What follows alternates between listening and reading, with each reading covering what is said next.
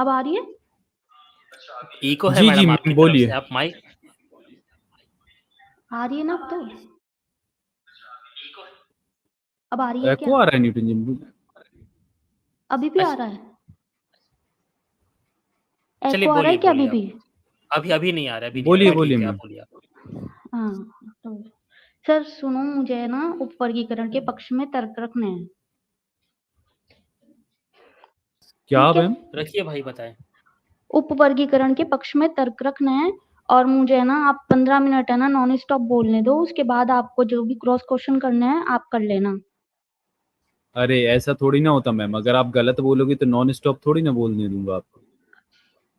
अच्छा चलो ठीक है, सुन लो, बीच बीच में टोकना मत लेकिन बहुत ज्यादा। अरे तो मैम आप गलत बोलोगे वहां टोकना पड़ेगा ना, ये कौन सी शर्त है कि भाई अच्छा 15 अच्छा मिनट अच्छा, आपको सुन नॉन लेते हैं, स्टॉप सुन बोलने लेते, पॉइंट देंगे? अच्छा वाइज आप अच्छा यहाँ बोलिएगा पर मैम, अथॉरिटी। अच्छा एकदम लंबा मत बोलिएगा, पॉइंट वाइज बोलिएगा तो हमको भी क्या हम्म। अब रिएक्ट करने का बोलिएगा, मौका आपको मिल हाँ सही जाएगा। पॉइंट बोलेंगे तो वाइज, बिल्कुल बोलने देंगे, चलिए बोलिए। ठीक है पॉइंट वाइज। देखो, आरक्षण जो मिला था, एससी का आरक्षण है, वो शैक्षिक और सामाजिक पिछड़ेपन के कारण है ना। और बंगी समाज जो है वो शैक्षिक और सामाजिक पिछड़ेपन का सबसे ज्यादा शिकार है, सबसे ज्यादा 70 साल हो गया अभी तक वो उसी हालत में है। तो उसके लिए आरक्षण सबसे पहले बनता है। शैक्षिक सामाजिक पिछड़ेपन के का उदाहरण यहाँ पे आप खुद भी देखते हो, रोटी फेंक के दी जाती है गटर में, नाली साफ करने तुम्हारे घर पे कौन आता है, बार बार जातिवाद जब भी दिखाना होता है वाल्मीकि समाज का ही नाम लिया जाता है। तो जब उसका नाम लिया जाता है तो उसको हक भी तो लेने में भी सबसे आगे वही रहना चाहिए। तो आरक्षण उसको मिलना चाहिए हमारी तरफ से। अब सुनो, जो ये बार बार बोलते रहते हैं कि वो वाल्मीकि समाज हिंदू धर्म का प्रचारक बना हुआ है या ये सब आपको पता नहीं कहाँ से सूचना मिली। सारे ही ऐसे समाज के लोग आधे से ज्यादा हिंदू धर्म के प्रचारक हैं, और वाल्मीकि पे ही ये ठीकरा फोड़ते हैं, ये बिल्कुल गलत बात है। और वाल्मीकि मान लिया, चलो हिंदू धर्म का प्रचारक भी एक बार मान भी लिया, लेकिन वो आरक्षण हिंदू धर्म के प्रचारक होने या ना होने के आधार पे नहीं है, शैक्षिक और सामाजिक पिछड़ेपन की वजह से है, जो उसको मिलना चाहिए। दूसरी बात कि ब्राह्मण कभी भी अपने ना बहुजनों का भला नहीं कर सकते, वाल्मीकि इसमें बेवकूफ बन रहे हैं। तो इस जगह पे वो कर सकते हैं, क्योंकि जो अगड़ी जातियां एससी की, वो उनको जातिवाद दिखाने के लिए एक एससी समाज के लिए ये वाल्मीकि समाज को पिछड़ापन रखना जरूरी है, ताकि आरक्षण बना रहे हमेशा। वो दिखाते हैं हमेशा गटर में उतर रहे हैं और रोटी फेंक के दी जाती है, वो नहीं सुधारना चाह रहे इस स्थिति को, क्योंकि वो चाहते हैं कि अगर इनकी स्थिति सुधर गई तो आरक्षण क्या पता खत्म हो जाए, तो इनको तो ऐसे ही बना के रखना पड़ेगा। फिर जैसे ही आरक्षण चल रहा है वैसे ही चलता रहेगा, अगर इनकी सुधर गई तो फिर आरक्षण हो सकता है खत्म हो जाए। और दूसरी बात, इस जगह पे अगर आरक्षण का उपवर्गीकरण किया जाता है तो सवर्ण समाज को दिक्कत नहीं आएगी, उनका कुछ नहीं जाएगा, वो एससी में पहले से जितनी जातियां हैं उनमें ही बांट रहे हैं, तो उनका नुकसान नहीं है, नुकसान है अगड़ी जातियों का। तो इस जगह पे वो विरोध, वो नुकसान खुद का नहीं सहेंगे, इसलिए वो उनको आगे बढ़ना नहीं देना चाह रहे। और एक और बात, ईडब्ल्यूएस का आरक्षण जो लागू हुआ, तो सवर्ण समाज ने उनके खुद के पिछड़े लोगों के लिए आगे बढ़ के उनको ईडब्ल्यूएस का आरक्षण दिया, तो अपने एससी समाज वाले क्यों नहीं दे सकते उनको आरक्षण? सुनाई दे रही है ना मेरी आपकी बातें आवाज? पूरी हो गई? आपकी बातें होगी पूरी हो पूरी गई? नहीं, अभी बात तो मैम। बहुत सारी है, अभी तो अरे बहुत सारी तो है। आप बात कर लीजिए ना हे मैम। भगवान। आप कर एक लीजिए, आपने एक और बोला है। था नॉन स्टॉप बोलना है तो मैं हाँ टोक नहीं रहा था इसलिए। हाँ हाँ हाँ, हाँ तो बोलिए। मतलब मुझे लगा एकदम शांति हो गई, तो मेरी आवाज आ भी रही है या नहीं। तो ये था। और है ना, मॉडल सर ने एक है ना जो प्रेजेंटेशन दी थी कल, मतलब कुछ 2-3 स्ट्रीम पहले, तो उन्होंने ना 341 आर्टिकल नंबर 341 का उदाहरण दिया था कि उसके अकॉर्डिंग ये राज्य सरकारें आरक्षण में कुछ भी फेरबदल नहीं कर सकती, और उन्होंने बताया था कि उसमें लिखा है कि राज्य सरकार एससी की लिस्ट में ना तो कोई जाति जोड़ सकती है ना ही निकाल सकती है। तो इस जगह पे लूप होल है, राज्य सरकार कोई जाति ना तो जोड़ रही है ना निकाल रही है, वो उन्हीं जातियों को जो पहले से मौजूद है उनमें ही हिस्सा बांट रही है। और फिर नीतीश कुमार की तारीफ में सर ने कहा था कि बिहार में जब नीतीश कुमार ने सेम चीज की तो है ना उसको निर्णय को रद्द कर दिया गया, जबकि नीतीश कुमार ने सेम चीज नहीं की थी।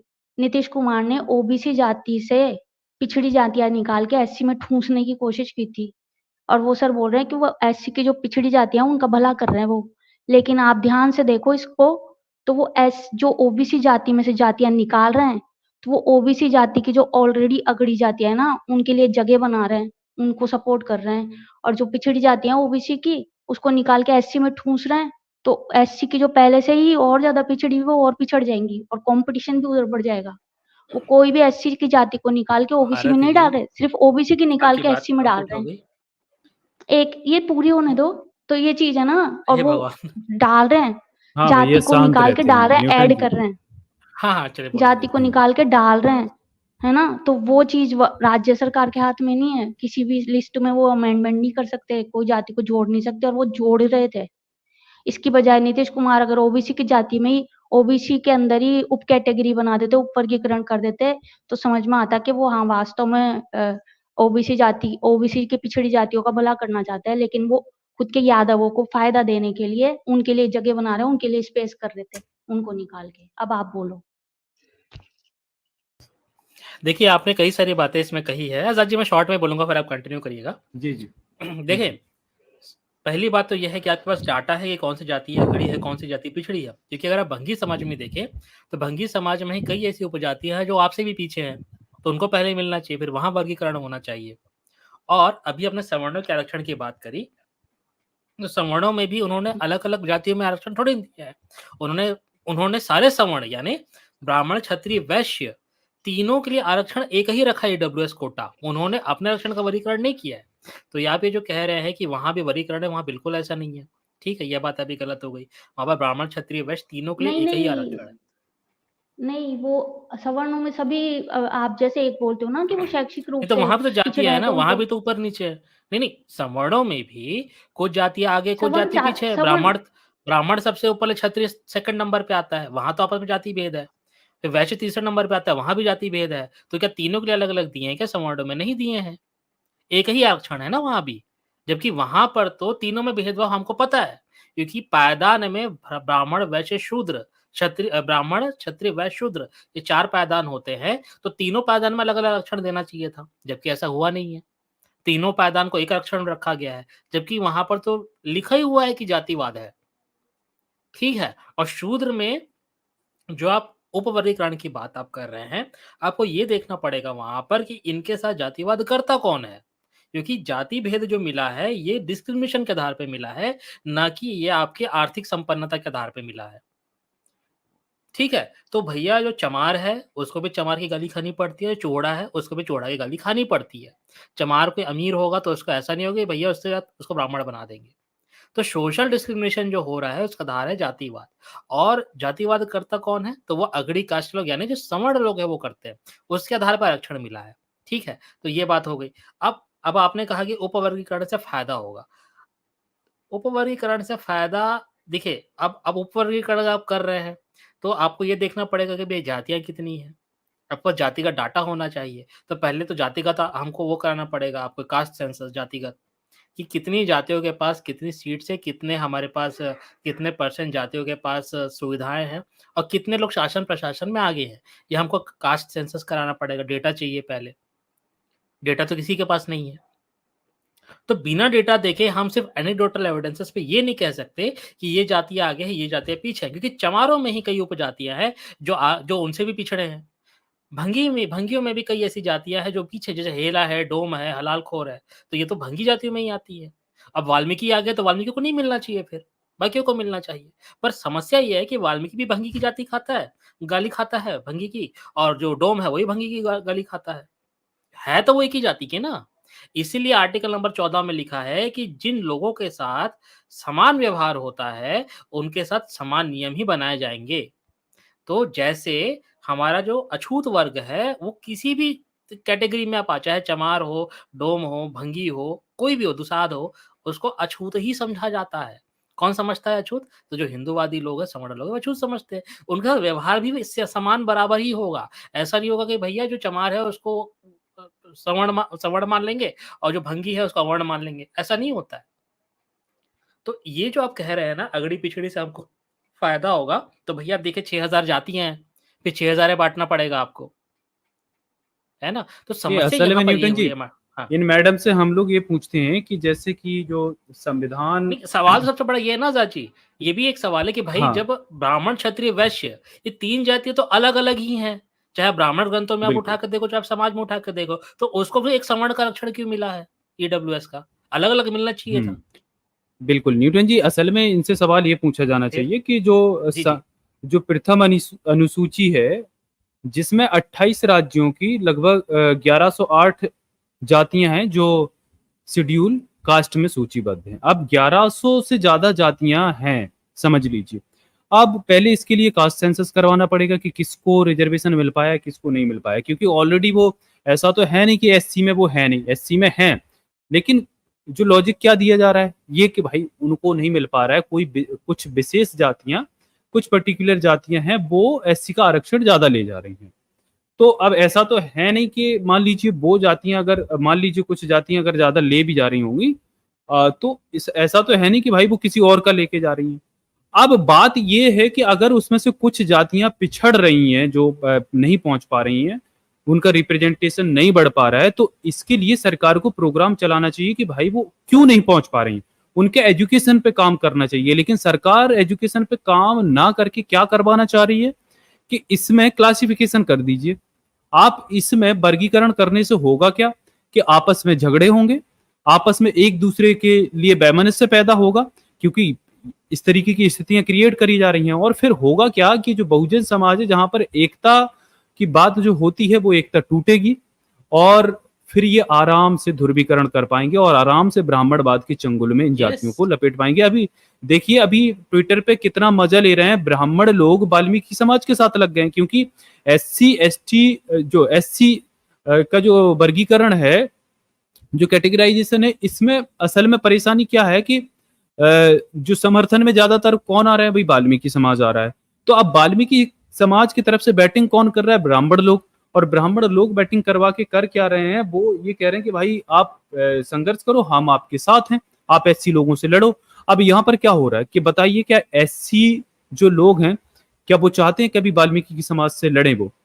अरे यार, मॉरल टीचर सर उस दिन भी बोले थे, हम लोग भी यहाँ से बोलते हैं कि अगर जरूरत पड़ेगी तो जो वाल्मीकि समाज है, जिसको भाई ये लोग बुरी तरीके से ट्रीट करते हैं, आज भी उनकी स्थिति ये बनी हुई है, तो सबसे बेकार स्थिति तो भंगी समाज की है इस देश के अंदर, कौन नहीं जानता है। तो एक गाली बना के रखा है वाल्मीकि समाज को ना, तो इस देश के अंदर क्या ऐसी चीज ये समझता नहीं है। तो उस दिन भी मॉरल टीचर सर ये कह रहे थे कि भाई जरूरत पड़ेगी तो हम लोग पूरा आरक्षण ही उनको दे देंगे, अगर वो पीछे पिछड़ रहे हैं तो उनको बराबरी में लाने के लिए। लेकिन असल में बात ये नहीं कि इनकी अच्छी इंटेंशन है ये क्लासिफिकेशन करने के, इनके अच्छे इंटेंशन के साथ ये नहीं कर रहे हैं, इनका काम है लड़ाई लगवाना, क्योंकि इन्हें पता है कि इसको कर पाना मुश्किल है। अभी न्यूटन जी ऑलरेडी कह चुके हैं कि देखिए, आप क्लासिफिकेशन करेंगे, वर्गीकरण के लिए आपको पहले डेटा होना चाहिए, डेटा भी है नहीं भाई। 1932 के बाद कोई कास्ट सेंसस हुआ नहीं। अभी अगर आप क्लासिफिकेशन करोगे तो आपको एक नया डेटा चाहिए होगा कि किस जाति की कितनी संख्या है, उसका कितना रिप्रेजेंटेशन है, और कौन पिछड़ रहा है और कौन ने ज्यादा आरक्षण ले लिया है। तो इसके लिए आपको कास्ट सेंसस करवाना पड़ेगा। और कभी बीजेपी चाहती नहीं है कि कास्ट सेंसस हो, क्योंकि उसमें अगर कास्ट सेंसस होगा तो किसी एक जाति का तो होगा नहीं, पूरे भारत में जितनी भी जातियां हैं 6700 से ज्यादा, सभी का होगा। फिर ओबीसी की संख्या भी पता चलेगी और ब्राह्मण की भी पता चलेगी। तो ब्राह्मण नहीं चाहते कि उनकी असल संख्या पता चले, क्योंकि फिर ये भी तो बात होगा कि भाई जो जो यहाँ पर इतना कैपिटल गेन है वो किसके पास ज्यादा है, जो संसाधन है वो किसके पास ज्यादा है, ये इस पे भी बात होगी। और ओवर रिप्रेजेंटेड कौन जातियां हैं ये भी पता चलेगा। सिर्फ यही क्यों, फिर ब्राह्मणों का भी कितना संख्या है, कितने परसेंट, और उनका रिप्रेजेंटेशन कितना है, तो सवर्णों का भी तो पता चलेगा। और ये चाहते नहीं कि ये सारी चीजें पता चले, हालांकि ये तो हम जानते हैं, हम दिखाते भी हैं कि सवर्णों का कितना ओवर रिप्रेजेंटेशन है, उस पर ये कभी बात नहीं करते हैं। ओवर रिप्रेजेंटेशन के अलावा ये कभी जो अनकॉन्स्टिट्यूशनल इन्होंने ईडब्ल्यूएस का 10% ले लिया, जहां पर 8 लाख कमाने वाला, 8 लाख तक कमाने वाला एक ओबीसी क्रीमी लेयर में चला जाता है, वो आरक्षण से बाहर हो जाता है। वहीं 8 लाख तक कमाने वाला एक सवर्ण गरीब होता है, वो इकोनॉमिकली वीकर माना जाता है। ये कैसी बात होगी? तो असल में जो चीजें हैं ना, ये सिर्फ एक बंटवारा चाह रहे हैं, जो समझना चाहिए। बाकी जो एससी समाज में आप जिनको टारगेट कर रहे हो कि कुछ जातियां हैं जो चाहती नहीं है कि वाल्मीकि समाज को आरक्षण मिले, वो इसके खिलाफ नहीं है। ना ही वो इसके लिए लड़ रही हैं। उनका वो ये समझ पा रहे हैं वो लोग इसके विरोध में इसलिए हैं कि ये बंटवारा है, ना कि ये उनके कोई इंटेंशन कि आपको उन्हें आगे लाना है। अगर वो आगे लाने के लिए कोई प्रयास करते तो सबसे पहले प्रयास करते कि जो मैनुअल स्कैवेंजिंग होती है, और आज भी जो उस पर बैन देखिए लगाते दुनिया ना। के अंदर कितनी, न्यूटन जी दुनिया के अंदर कितनी उन्नत टेक्नोलॉजी आ गई है, अपने लिए तो सारी चीजें सुविधाजनक कर देते हैं। अगर कोई ब्राह्मण समाज के लोगों को नाली साफ करनी होती और उन्हें जो नालों में उतरना पड़ता, और उनको अगर ये सही चीजें करनी पड़ती साफ सफाई वाली, तो ये अभी तक जैसे दुनिया में है, मशीनें हैं, आज इतना एडवांस टेक्नोलॉजी आ चुकी है, तो भाई ये क्यों क्यों उतरना पड़ता नालों में, कैसे कितने लोगों की मौतें हो जाती। तो ये चीजें तो बंद होती कम से कम, लेकिन ये इस पे फोकस नहीं करते क्योंकि इन्हें उतरना ही नहीं है। वो चाहते हैं कि आज तुम हाथों से ही मैला ढो, क्योंकि टेक्नोलॉजी आपके लिए इस्तेमाल करेंगे तो आप रईस जैसे नहीं हो जाएंगे, या आपको जो मैला है जिससे आपकी मौतें हो रही हैं, आपको आप अपने आप को अच्छा ना समझने लग जाओ। तो ये वो फील कराना चाहते हैं असल में, इसलिए इस पे कभी काम नहीं किया जाता, कोई सरकार नहीं करती, ना कोई बोलता है। तो ये चीजें हमें समझना चाहिए। और आजाद जी इसमें एक चीज और है कि भाई जो वर्ग आपके ऐसी कम्युनिटी से आता है, ठीक है, उसको हमको एक वर्ग को सशक्त करना पड़ेगा। जैसे मॉरल टीचर जी कहते हैं कि भैया रिजर्वेशन देकर जो जातियां आगे आ रही है हमको उनको आगे आने देना पड़ेगा, जिससे वो हमारी आवाज उठाए। हमको तो ऐसा वर्ग भी तैयार करना है जो बुद्धिजीवी वर्ग हो। चलिए मैं आपको एक चीज दिखाता हूँ, ये अब देखिए, बोलने एक दो, डेटा मैं दिखाता हूँ। ये अमन जी ने बोलने भेजा, दो अब मेरे इसको को आप भी। देखिए। हाँ, डेटा आप देख लीजिए, ये 4 अगस्त 2024 का पहले है, मेरे ठीक है, को ये इनके तो देखिए। जवाब दे देने दो, आपने इतनी बातें बोली, मेरे को डेटा बोलने दो। डेटा आप देख लीजिए ना, देखिए डेटा आप देख लीजिए, फिर आप बोलिएगा, कोई समस्या नहीं। देखिए अगस्त 4 2024 का डेटा है। Creamy layer snatching job pi data shows A chunk of SC/ST jobs remain Anfield each year. तो ये देखिए जॉब्स ही नहीं भरते हैं ना, ये देखिए। Share of SC/ST in central university government jobs, तो ये परसेंटेज दिया हुआ है।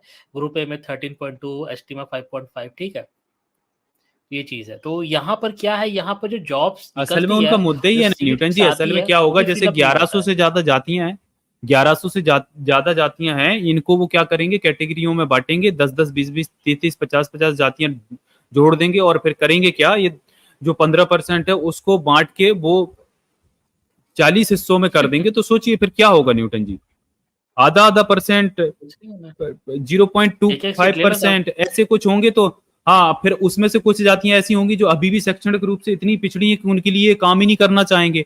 अब वो फिर वहां तक पहुंच ही नहीं पाएंगे, तो होगा कि क्या, कि वो सीट्स खाली रह जाएंगी, फिर उन सीट्स पे ये धांधली करेंगे। इनका उद्देश्य तो वही है ना कि कैसे भी करके ये लूपहोल निकालना चाह रहे हैं कि भाई ये वहां भी घोटाला कर सके, जैसे EWS के नाम पे ये लोग कर रहे हैं।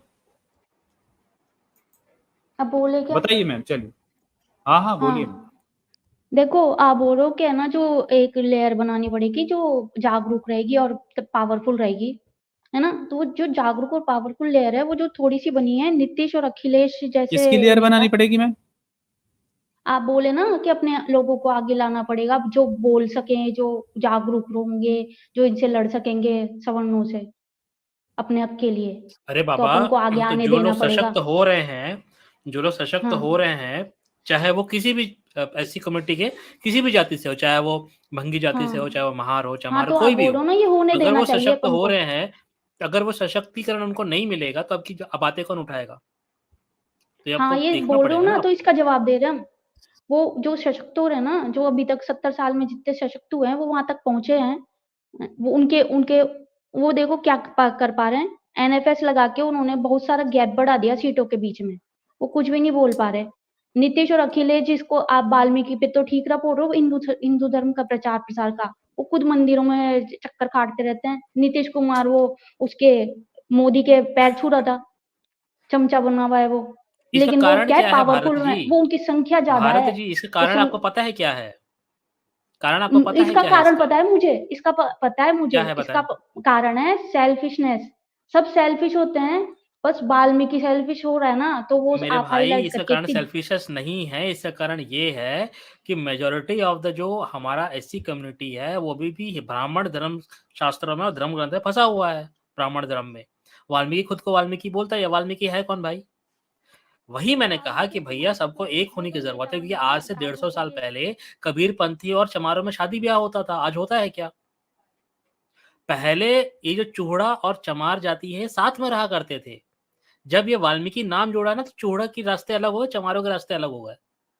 ठीक है, तो ये भी रिसेंटली ही टूटे हैं ये। इसके पहले इनके बीच में रोटी बेटी का व्यवहार होता था, सब लोग साथ में रहते थे। अभी ये क्या कर रहे हैं, आरक्षण में फूट डाल रहे हैं और यही बता रहे हैं कि भैया तुम ऊपर चले जाओगे। होगा क्या? टूटना ही है, कोई ऊपर नहीं जा रहा है। क्या चोहड़ा जो है उनको वाल्मीकि नाम मिल गया तो क्या वो आज बहुत आगे पहुंच गए हैं क्या?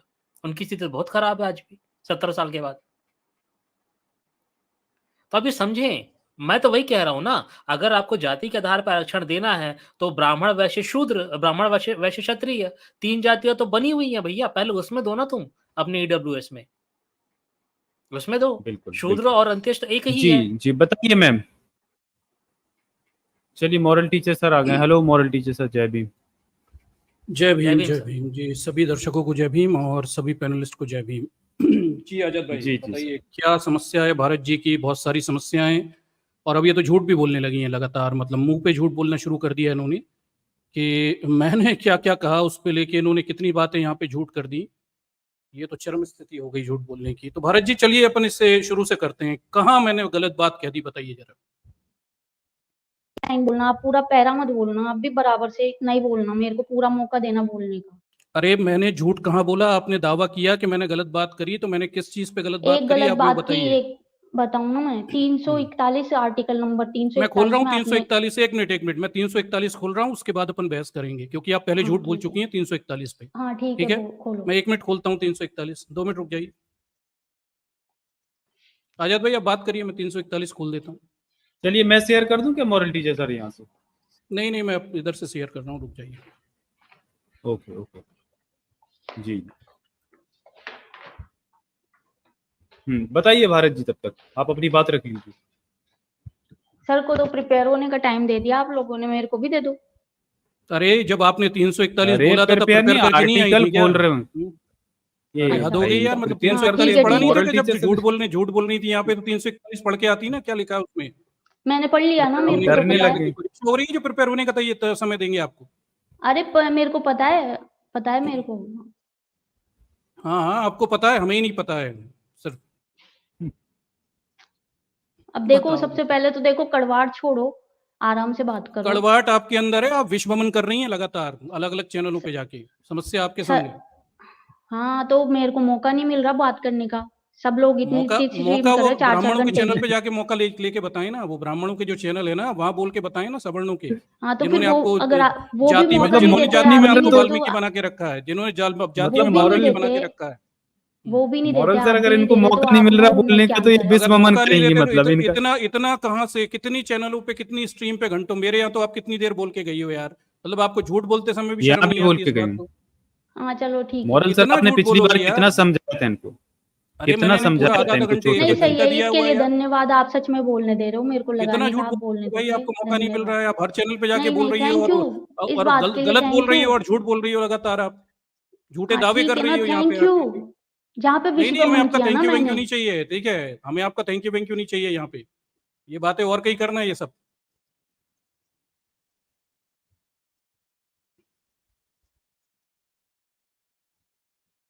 चलो बोलो, एक और बहुत बात बोलनी थी, ये भारत बंद हो रहा है ना जो, अरे भारत वो बंद का। आपसे उससे उससे आपका कोई लेना देना नहीं है, इसलिए फालतू बातें मत करिए, भारत बंद और ये नहीं, बंद। भारत बंद की जो समर्थन कर नहीं रहे वो हैं आपका कुछ लेना वो देना नहीं है उससे, सवर्णों। ठीक है, नहीं आप सर, अब विरोध में मैं वो हैं तो सारी आप बात उस बोल पर रही हूँ, बात तो न ऐसे करें। नहीं रोको नहीं मत। वो आपका मुद्दा ही नहीं है भारत बंद का, आप उस पर फालतू बात न करें, आप अपने नहीं, समाज की भारत बात बंद करें। के समर्थन वाले है ना, सवर्णों को चलिए ये फूट रहा, का ये फूट आजाद मैंने डाल शेयर फूट किया हुआ है यार दिखाने के ऐसे लिए बिल्कुल। दिखा रहे हैं, वो अरे खुश आप कर रहे फालतू हैं उनको, बातें मत करिए, सवर्णों यहाँ को। पे मुद्दे पे आइए, ठीक है, आपने जो बात करी है ये ये भी आर्टिकल मुद्दा ही है।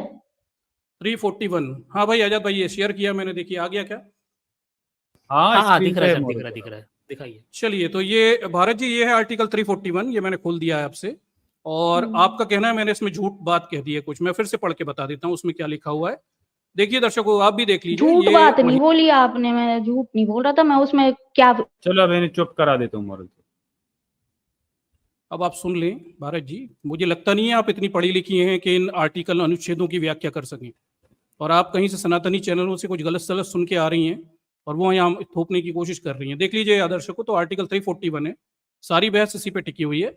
यहाँ लिखा हुआ है कि राष्ट्रपति किसी राज्य, संघ, राज्य क्षेत्र के संबंध में और जहां वह राज्य है वहां उसके राज्यपाल से परामर्श के पश्चात लोक अधिसूचना द्वारा उन जातियों, मूल वंशों या जनजातियों अथवा जातियों, मूल वंशों या जनजातियों के भागों या उनमें के समूहों को निर्दिष्ट कर सकेंगे जो इस संविधान के प्रायोजन के लिए, ठीक है, यथास्थिति उस राज्य या संघ राज्य क्षेत्र के संबंध में अनुसूचित जातियां समझी जाएंगी। तो यहाँ शक्ति राष्ट्रपति को दी है। इतना कहा गया आर्टिकल 341(1) में कि राष्ट्रपति राज्य के, किसी राज्य के राज्यपाल, संघ क्षेत्र, वहां के राज्य के जो राज्य प्रमुख होंगे उनसे परामर्श करके क्या कर सकते हैं, अधिसूचित कर सकते हैं किसी को अनुसूचित जाति के रूप में। इसके बाद सेकंड पॉइंट है, यहाँ पे लिखा है संसद अब नियम बनाने की बात आई। राष्ट्रपति अधिसूचित करेंगे पर राष्ट्रपति के पास कुछ करने की शक्ति तो होती नहीं है, वो संसद करती है। दूसरा पॉइंट है इसमें, संसद विधि द्वारा खंड 1 के अधीन जारी की गई अधिसूचना में निर्दिष्ट अनुसूचित जातियों की सूची में किसी जाति, मूल वंश, जनजाति अथवा किसी जाति, मूल वंश या जनजाति के भाग या समूह को सम्मिलित कर सकेगी या उसमें से निकाल सकेगी, किंतु जैसा पूर्वोक्त है उसके सिवाय उक्त खंड के अधीन जारी की गई अधिसूचना में किसी पाश्चात्यवर्ती अधिसूचना द्वारा परिवर्तन नहीं किया जा सकता। तो यहाँ पे ये लिखी हुई है कि राष्ट्रपति अधिसूचना जारी करेंगे किसी राज्य के परामर्श या राज्यपाल या राज्य के परामर्श पर, अगर वो उचित समझेंगे तो, और संसद के पास अधिकार रहेगा कि उस अधिसूचना में जो जातियां बताई गई हैं उन्हें अनुसूचित जाति के रूप में यहाँ पर सम्मिलित किया जाएगा या निकाला जाएगा, ये यहाँ पे बात की गई। अब इस आर्टिकल 341 में पूरी शक्ति केंद्र सरकार के पास, बड़ा साफ लिखा हुआ है कि राज्य सरकार के पास अनुसूचित जाति के संदर्भ में किसी भी किस्म के निर्णय लेने के कोई अधिकार नहीं है। सीधी सी बात, यहाँ पे अनुसूचित जाति के संदर्भ में कोई भी डिसीजन संसद लेगी। संसद मतलब लोकसभा, राज्यसभा, राज्यों को यह शक्ति नहीं दी गई है। ऊपर भी राष्ट्रपति निर्णय लेंगे, ये बात यहाँ पे की गई है। ये जो सुप्रीम कोर्ट ने किया है ये असंवैधानिक है। सुप्रीम कोर्ट ने बिगर सोचे विचारे, बिगर कोई पूर्व निर्णय किए हुए ये आर्टिकल 341 में राज्यों को अनुसूचित जाति में छेड़खानी करने की अनुमति दे दी, बदलने की अनुमति दे दी, स्टेटस बदलने की अनुमति दे दी कि भाई किसी का परसेंट आरक्षण इतना है, किसी का इतना है, बांटने की अनुमति दे दी। यहां पर वो अधिकार केंद्र सरकार को दिया गया है। और ये मैं नहीं कह रहा, ये बेला एम त्रिवेदी ने कहा है।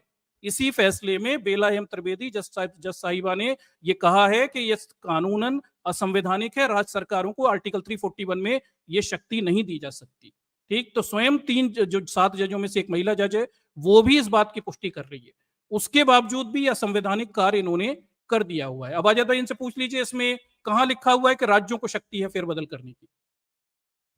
हेलो, चलिए बताइए। बोलिए। हाँ, तो मैंने कहा था राज्यों को शक्ति नहीं है, लेकिन सुनो, पूरी बात सुनो।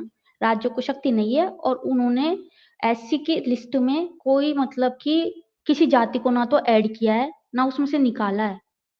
एससी की लिस्ट में ही उपवर्गीकरण, यानी जो जातियां पहले से मौजूद है उनमें ही आरक्षण को बांटा है।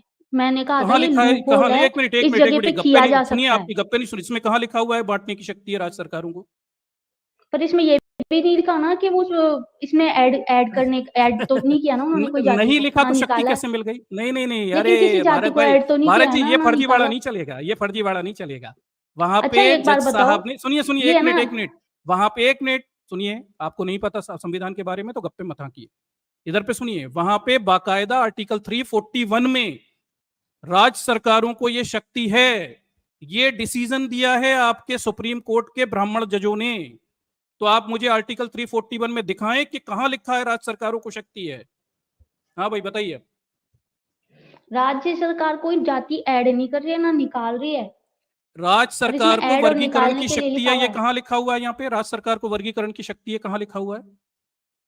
मैंने कहा ये लूपहोल है, इस जगह पे नहीं, कोई लूपहोल नहीं है, बड़ा साफ है, ये कोई लूपहोल नहीं है। वर्गीकरण की बात संविधान में कभी थी नहीं, यह असंवैधानिक है। संविधान के किसी भी अनुच्छेद में वर्गीकरण की बात नहीं लिखी, यह असंवैधानिक बात है। आर्टिकल 341 में तो बिल्कुल ही नहीं है। आप झूठ बोल रही हैं लगातार। आप यहाँ पर एक फॉल्सी खेल रही हैं, झूठ बोल रही हैं। जो लिखा ही नहीं है आर्टिकल 341 में, उसके आधार पर इन जजों ने डिसीजन दिया है। अब आप कह रहे हैं लूपहोल है। कहाँ है लूपहोल? बड़ी साफ बात तो लिखी है, बताइए मुझे।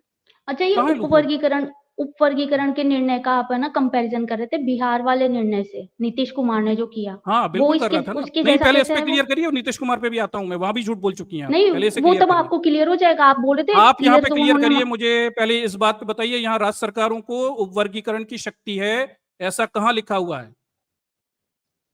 लेकिन ये ऐड नहीं कर रहे हैं, उन्होंने किसी जाति को ऐड नहीं किया और निकाला भी नहीं है। अरे भैया जबकि नीतीश उपवर्गीकरण कुमार की है ना, शक्ति है, नीतीश ऐसा कहाँ कुमार लिखा हुआ है इसमें? निकाल जाति के और में ऐड कर रहा था वो। भारत जी देखिए, आप बहुत ज्यादा कुतर्क कर रही हैं। संविधान ऐसे नहीं चलता कि ये नहीं लिखा और वो नहीं लिखा। संविधान ऐसे चलता है कि क्या लिखा है उतनी ही सीमाएं हैं, अगर उससे बाहर चले जाओ तो असंवैधानिक हो जाता है। आर्टिकल 341 में राज्य सरकारों को कोई शक्ति नहीं दी गई किसी भी किस्म की कोई परिवर्तन में एससी की लिस्ट में, ये सीधी बात है। और यहाँ पे जजों ने आर्टिकल 341 पे ही फैसला सुनाया है कि राज्य सरकारों को शक्ति है। यहाँ तो लिखा ही नहीं है राज्य सरकारों को कुछ भी करने की शक्ति नहीं है, इनफैक्ट राज्य सरकारों को कोई शक्ति नहीं देता आर्टिकल इसमें 341। लिखा है ना सर, उपवर्गीकरण ऐड कहां से करने कर की, लोगे? इसमें लिख रहा है ऐड करने की या निकालने की शक्ति नहीं है। कहाँ लिखा है इसमें, बताओ ना मुझे। उपवर्गीकरण की शक्ति है, ये कहाँ लिखा हुआ है? लेकिन ऐड करने की और निकालने की शक्ति क्लियर लिखा हुआ है। फिर उपवर्गीकरण क्या होता है वैसे मुझे बता दीजिए, क्या करोगे उपवर्गीकरण में आप? जो पहले से मौजूद लिस्ट में जितनी भी जातियां मौजूद हैं उनमें ही बस हिस्सा बांटा जा रहा है, हिस्सा बांटा जा रहा है। मतलब पहले सुनिए सुनिए, मतलब ये कह रहे हो कि चमारों को 15% पूरा आरक्षण मिलता था, अब उसे काट दोगे और वाल्मीकियों को दे दोगे, ये क्या होता है वैसे बताइए? ये वाल्मीकि भी तो उसी लिस्ट के मेंबर है ना। तो इसमें कहाँ लिखा है कि ये बांट सकते हो? इसमें कहाँ लिखा हुआ है? बांटने की बात कहाँ लिखी हुई है? तो जब लूपहोल मिल जाता है तो ये करते हैं जज कुछ ना कुछ काट। भारत जी सुनिए, यह संविधान है, ये आपके घर की आपके बाहर खड़ी हुई भैंस नहीं है जो मन में आए जो कुछ। चलो मैं एक बार इसमें कोई लूपहोल संवैधानिक नहीं है, मान बड़ी साफ लिया। बात लिखिए, लूपहोल आप बना रही हैं यहाँ पे।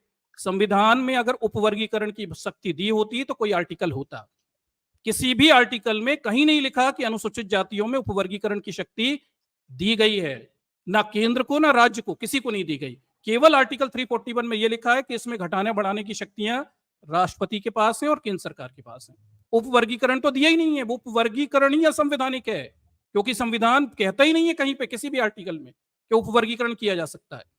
ठीक है, आर्टिकल 341 में साफ लिखा हुआ है, जो जो शक्ति है वो लिखी हुई है, जो नहीं है उसे आप आर्टिकल 341 से नहीं निकाल सकते। वो बेईमानी है, वो असंवैधानिक है, वो चालाकी है, वो बदमाशी है, वो षड्यंत्र है, वो जातिवाद है। ठीक है, आप जो कर रही हैं यहाँ पे उसे पॉलिसी कहते हैं कि जो लिखा ही नहीं है इसलिए कह दो मान लो।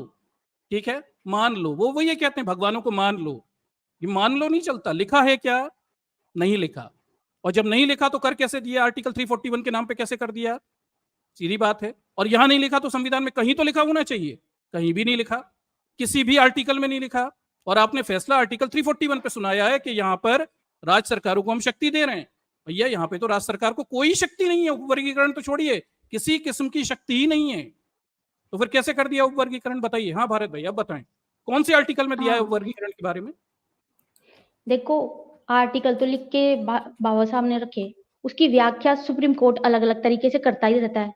किसी भी आर्टिकल के कुछ निकाल के वो व्याख्या अलग तरीके से कर देता है। नहीं, जो सुप्रीम कोर्ट भी बंधा है, जो लिखा है वही व्याख्या करनी पड़ेगी। अपने बाप के राज नहीं चल रहे ब्राह्मणों के कि मन चाहे व्याख्याएं कर दें, लिखा ही नहीं है तो व्याख्या कहां से हो गई बताए मुझे।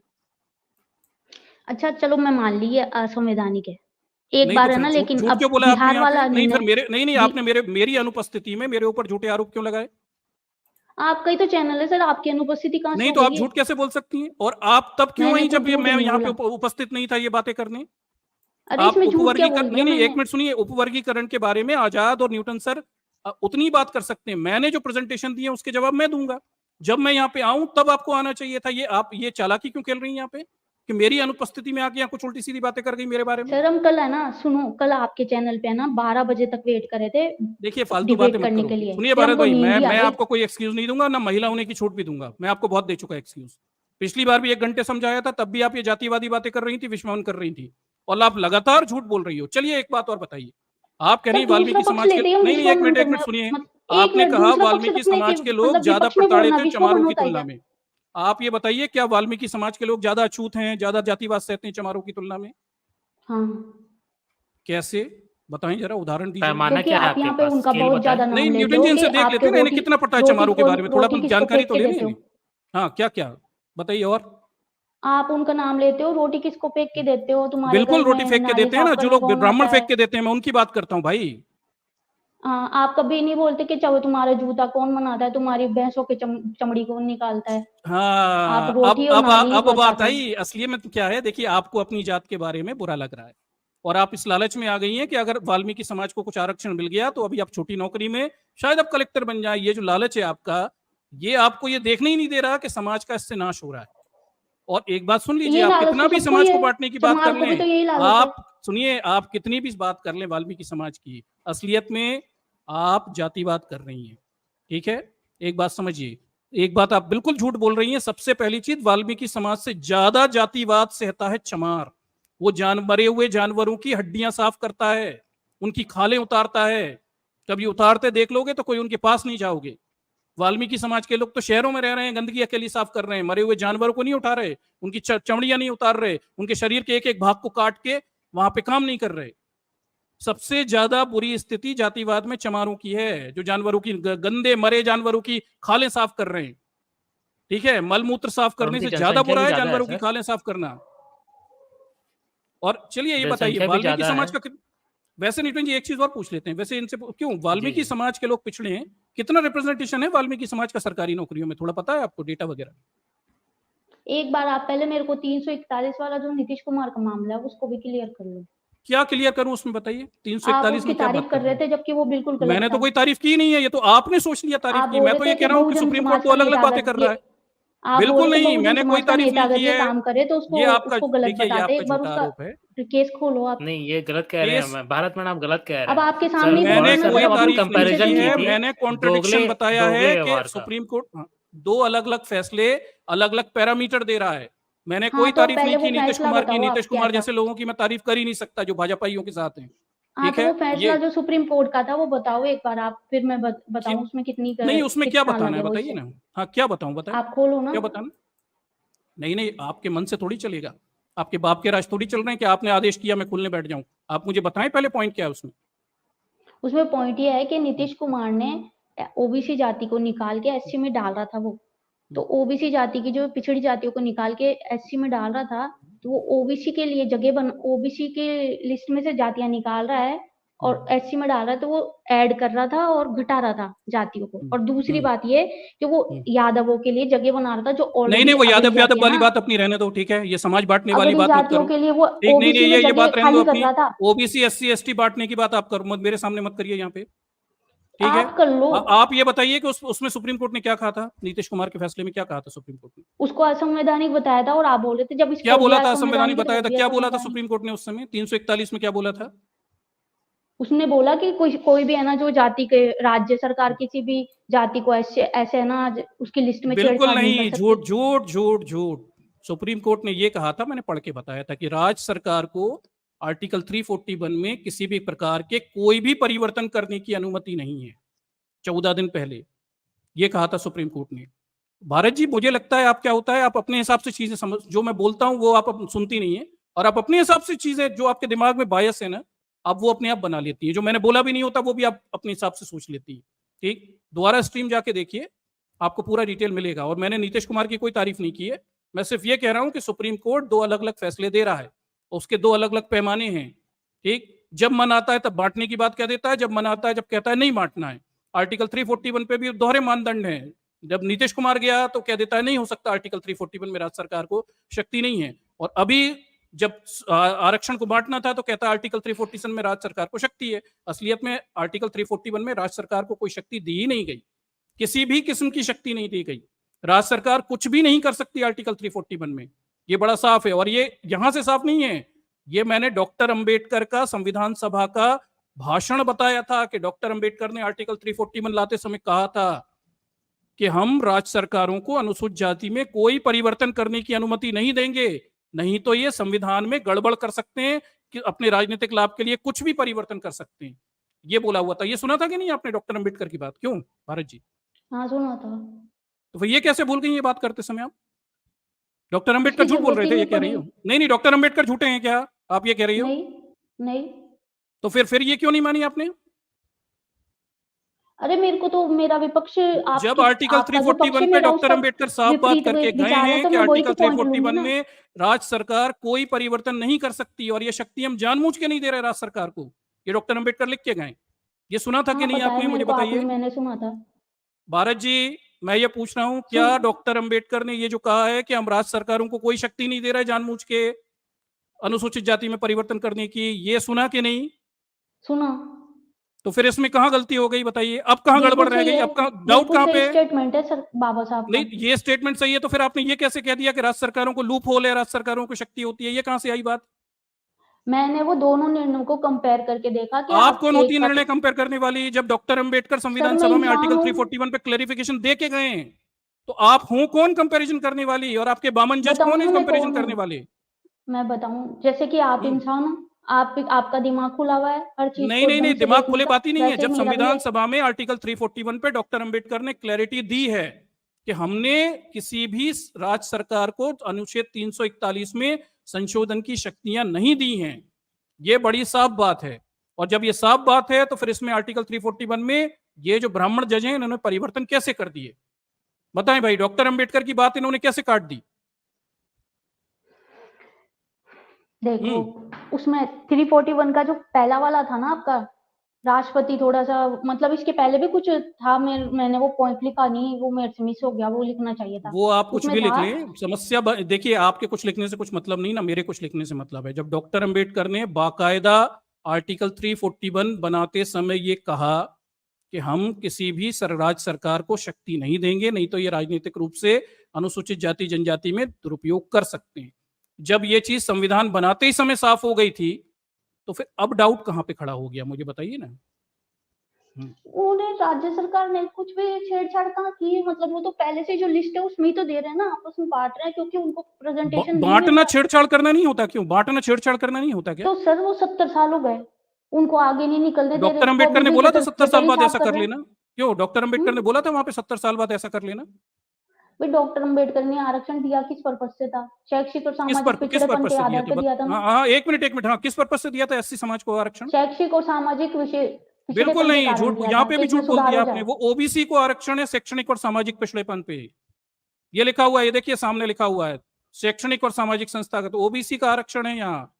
एससी का आरक्षण छुआछूत और भेदभाव पे है, और संविधान बनने से बहुत पहले ही एससी की लिस्ट अंग्रेजों के जमाने में बन गई थी छुआछूत और भेदभाव पे, समझ नहीं है? एक मिनट एससी का दिखाओ, मेरे को आरक्षण दिखाओ। जी मॉरल नहीं सर, नहीं नहीं, ये नहीं है, ये जो आप बात कर रही हैं अपने मॉरल आप में टीचर झूठी सर, बात है। हाँ मॉरल टीचर सर, आपकी बात कंप्लीट हो जाए तो मैं इनको कुछ डाटा दिखाना चाहूंगा, क्योंकि जो बात है ना तो इस पे थोड़ा बात कर लेते हैं। एक एक पॉइंट में खुद का चलिए लास्ट मैम वाला रुकिए, मैम रुकिए, मैं लोगों देखिए ये बात मॉरल टीचर सबसे ज्यादा कही जा रही है ना कि असल में कि क्लासिफिकेशन से मतलब ये होगा जिन जातियों को नहीं मिल पाया है वो जातियां भी मतलब आगे बढ़ पाएंगी, कुछ जातियां ये कहा जा रहा है सवर्णों द्वारा। और अभी मैं देख रहा हूँ ट्विटर पे जो चीजें चल रही हैं कि सवर्ण लोग कैसे बैटिंग कर रहे हैं और एक वाल्मीकि समाज को मोहरा बना रहे हैं, और ये दिखाने की कोशिश कर रहे हैं कि देखिए ये लोग ना अब जो बाकी जाटव कम्युनिटी है या और जो कम्युनिटी है वो आपको आगे बढ़ने नहीं देना चाहती, हम तो आपके साथ हैं, हम तुम्हें अधिकार दिलाते रहेंगे। दोस्तों असल में कहानी क्या है, आप देखेंगे कि संसद के अंदर ये कहा गया है कि जो एससी और एसटी और ओबीसी वर्ग के जो आरक्षित जो सीट्स हैं उनमें से 9,64,000 पद खाली हैं। अब आप ये सोचिए कि जो 9,64,000 पद खाली हैं तो इन्हें भरे क्यों नहीं गए? इन पे बोला गया कि भाई एनएफएस बताया गया कि नॉट फाउंड सूटेबल। तो आप सोचिएगा ये जो पद है ये भरे नहीं गए भाई, इनको मॉरल टीचर सर सबसे बड़ी बात ये है कि 9,64,000 पे जो एससी एसटी ओबीसी इन्हें नॉट फाउंड सूटेबल है, मिल ही नहीं रहे हैं लोग। अब सोचिए उसके बाद ही क्लासिफिकेशन की बात कर रहे हैं, ये कह रहे हैं कि भाई कि कुछ लोग तो ज्यादा ले जा रहे हैं, एससी कम्युनिटी के कुछ जातियां हैं वो ज्यादा आरक्षण ले जा रही हैं और कुछ लोगों को मिल नहीं पा रहा है, जबकि असलियत ये है कि केंद्र सरकार ये कह रही है कि 9,64,000 तो उसमें पद खाली हैं एससी एसटी ओबीसी के, और अगर ये केंद्र के अलावा सर राज्य सरकारों के आंकड़े जुटा लीजिए तो ये बहुत संख्या बढ़ जाएगी, ये लगभग इससे डबल से भी ज्यादा चली जाएगी। तो जब इतने सारे पद जो हैं वो अभी भरे ही नहीं जा रहे हैं तो फिर क्लासिफिकेशन का क्या वो बनता है। चलिए मैं डाटा भी दिखा देता हूं, असल में हो क्या रहा है दोस्तों, ये चीज समझना बहुत जरूरी है, क्योंकि जो वाल्मीकि समाज है या बाकी जो समाज ब्राह्मणों की तरफ से लड़ रहे हैं, देखो परेशानी वो नहीं है कि बाकी जो जातियां हैं, आप जिनको जाटव को ये बना रहे हो कि भाई वो हमारे दुश्मन है, जो दुश्मन वाली लाइन ये लोग खींच रहे हैं ना ब्राह्मण, और जो आपस में लड़वाना चाह रहे हैं SC SC में, इनके कुतर्कों को समझना पड़ेगा। असल में आप सोचिए कि ये लोग अभी जो जितनी भी सीट्स होती हैं वो पूरी फिल नहीं कर रहे हैं, उनको नॉट फाउंड सुटेबल में डाल के, बैकलॉग में डाल के और सीधे सवर्णों की एंट्री करवा देते हैं, और जो फंड SC ST का होता है वो फंड का और दूसरा इस्तेमाल करते हैं। तो सोचिए अगर ये वर्गीकरण कर दिया है इन्होंने तो फिर क्या होगा, फिर तो और भी ज्यादा इसका ये गलत इस्तेमाल करेंगे। सोचिए ये 2024 की है, जुलाई 2024 की मैं आर्टिकल दिखा रहा हूं। कर्नाटक के बाद मध्य प्रदेश सरकार ने SC ST फंड में की कटौती, गाय कल्याण और सरकारों के विकास में लाएगी SC ST फंड का पैसा। अब सोचिए मॉरल टीचर सर, यहाँ पर जो SC ST फंड का पैसा है वो ये जो मोहन यादव है, ये अब गायों के संरक्षण के लिए लगाया जा रहा है। मतलब जो इंसान का इनको कोई फर्क ही नहीं है, इनको क्या पड़ा है। देखिए कर्नाटक सरकार के बाद अब मध्य प्रदेश सरकार ने भी SC ST फंड द्वारा दूसरे कामों के लिए प्रयोग करना शुरू कर दिया। कर्नाटक में जहां चुनावी वादों को पूरा करने के लिए कांग्रेस सरकार ने SC ST फंड से 14,000 करोड़ रुपए निकाले। भाई मध्य प्रदेश सरकार गाय कल्याण और स्मारकों को देख रेख के लिए SC ST फंड का यूज करेगी। अब देखिए भाई साहब, ये मध्य प्रदेश की बातें हिंदुस्तान टाइम्स में क्या छपा था ये दिखाता हूं। हिंदुस्तान टाइम्स की रिपोर्ट के मुताबिक SC ST फंड को मध्य प्रदेश सरकार गाय कल्याण और धार्मिक स्थलों के पुनर्विकास के लिए खर्च करेगी। रिपोर्ट के मुताबिक गाय कल्याण यानी गौ संवर्धन और पशु संवर्धन के लिए 252 करोड़, अब ये SC ST फंड है ना, 252 करोड़ रुपए का बजट रखा गया। वहीं इसके लिए SC ST उप योजना में से 95.76 करोड़ यानी लगभग 96 करोड़ रुपए आवंटित किए गए हैं। मतलब सोचिए कि SC ST फंड से 96 करोड़ रुपए निकाल लिए गए हैं, किसके लिए, गाय संरक्षण के लिए और बाकी कामों के लिए। तो अब ये लोग कर क्या रहे हैं, आपको ये समझना पड़ेगा। आपको अगर ये लगता है कि ये लोग कुछ जातियां हमें बढ़ने नहीं देना चाह रही या वाल्मीकि की समाज के लोगों को मिल नहीं पा रहा है रिजर्वेशन, वो आगे बढ़ नहीं पा रहे हैं, तो ऐसा नहीं है। पद कितने रिक्त पड़े हैं ये आप देख लीजिए। मैं और भी डेटा दिखाता हूँ। ये देखिए यहाँ पर SC ST की जो फंड है ये लोग गायों के ऊपर इस्तेमाल कर रहे हैं, और आप किस वहम में सोए हुए और कहां पर सोए हुए और कौन सा आपको मतलब किस नींद में सोए हुए कि आप आपस में लड़ रहे हो। अब देखिए मैं यहाँ पर ये वाला आर्टिकल शेयर करता हूँ। तो ये आर्टिकल देखिए, यहाँ पर सरकारी नौकरी केंद्रीय मंत्रालयों में खाली पड़े हजारों बैकलॉग आरक्षित पद रिक्तियां भरने में पिछड़े व रक्षा गृह मंत्रालय। अब देखिए ये 2022 का आर्टिकल था, और ये जो मैंने अभी दिखाया ये केंद्र सरकार में अभी जो बात हुई थी कि 9,64,000 की। अभी ये छोटा सा एक आर्टिकल दिखाता हूँ। देखिए केंद्रीय गृह मंत्रालय में SC के लिए 6,393 पद रिजर्व थे, जिनमें से महज 1,108 पद भरे गए हैं। SC ST के 3,524 यानी 3,524 पदों में से 466 पद भरे गए हैं। OBC के लिए रिजर्व 6,610 पदों में से केवल 717 पद भरे गए हैं। हैरानी की बात यह है कि केंद्र में बैकलॉग आरक्षित पदों पर नजर रखने के लिए सरकार के पास कोई एजेंसी भी नहीं है। अब मॉरल टीचर सर जरा सोचिए, इनसे ये पूछिए कि अगर इनको ये लग रहा है कि वो बाकी कुछ जातियां इनका खा रही हैं और जो वाल्मीकि समाज को नहीं पहुंचने दे रही हैं, तो अब SC के जो हैं देखिए 6393 पदों में से मैच 1100 भरे गए। अब सोचिए 1100 भरे गए, 5200 पद खाली पड़े हैं, वो अभी भरे नहीं गए हैं। तो अब हम कैसे उम्मीद करें कि ये लोग क्लासिफिकेशन करके जो बाकी जो जातियां ये क्लेम कर रहे हैं कि उन तक नहीं पहुंच पाया है, उनको ये फायदा बेनिफिट पहुंचाने के इनके उद्देश्य से ये काम कर रहे हैं, जबकि ये तो पूरे रिक्त पद ही नहीं भर पा रहे हैं। तो वहां पर ये जो नॉट फाउंड सुटेबल वाला जो लगा के और बैकलॉग में डाल के ये सवर्णों को दे रहे हैं, अगर इसमें क्लासिफिकेशन हुआ तो ये और बड़े लेवल पे हो जाएगा। बस फर्क इतना है, और इसमें अब इन्होंने आपस में लड़वाना शुरू कर दिया है, और अगर जितने जल्दी समझ जाए वही बेहतर है ऐसी समाज के लोग, वरना बहुत मुश्किल हो जाएगी। तो दोस्तों ये इसलिए डेटा दिखाना जरूरी था। अभी मैंने दिखाया कि जो केंद्र सरकार है उसने कहा था कि भाई SC ST OBC को टोटल सबको मिला के केंद्र की जो नौकरियां हैं उनमें से 9,64,000 पद खाली पड़े हैं, जहां पर ये कहते हैं कि 9,64,000 not found suitable SC ST में से इन्हें उम्मीदवार ही नहीं मिले हैं। 9,64,000 वो खाली ही पड़े हैं। अब जरा सोचिए कि 9,64,000 ये पद नहीं भर पा रहे हैं, और ये क्लासिफिकेशन की बात करके ये लॉजिक दे रहे हैं कि भाई कुछ जातियां हैं जो रिजर्वेशन का फायदा ले गई हैं, और जो मलाई खा रही, मलाई का आनंद उठा रही हैं, और जो गवाई जैसे, यार ऐसे जज होंगे तो क्या होगा जो एससी से होके इस तरीके के फैसले सुना रहे हैं। मतलब इस कौन सी दुनिया में रहती हैं, इनको सब पता होते हुए ये ब्राह्मणों की भाषा बोलते हैं।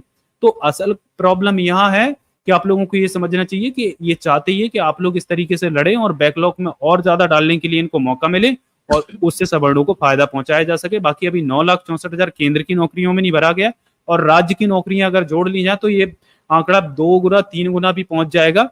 तो आप इस भ्रम में ना रहिए कि आपके लोगों को आगे नहीं बढ़ने दिया जा रहा है, या किसी जाति को आगे नहीं बढ़ने दिया जा रहा। कोई जाति खा रही है, कोई किसी का नहीं खा रही है। असल बात यह है कि वहां पर ये पहुंचने के लिए, उनके एजुकेशन के लिए कुछ काम ही नहीं करते हैं, और ये बैकलॉग में जगह डाल देते हैं नॉट फाउंड सुटेबल करके।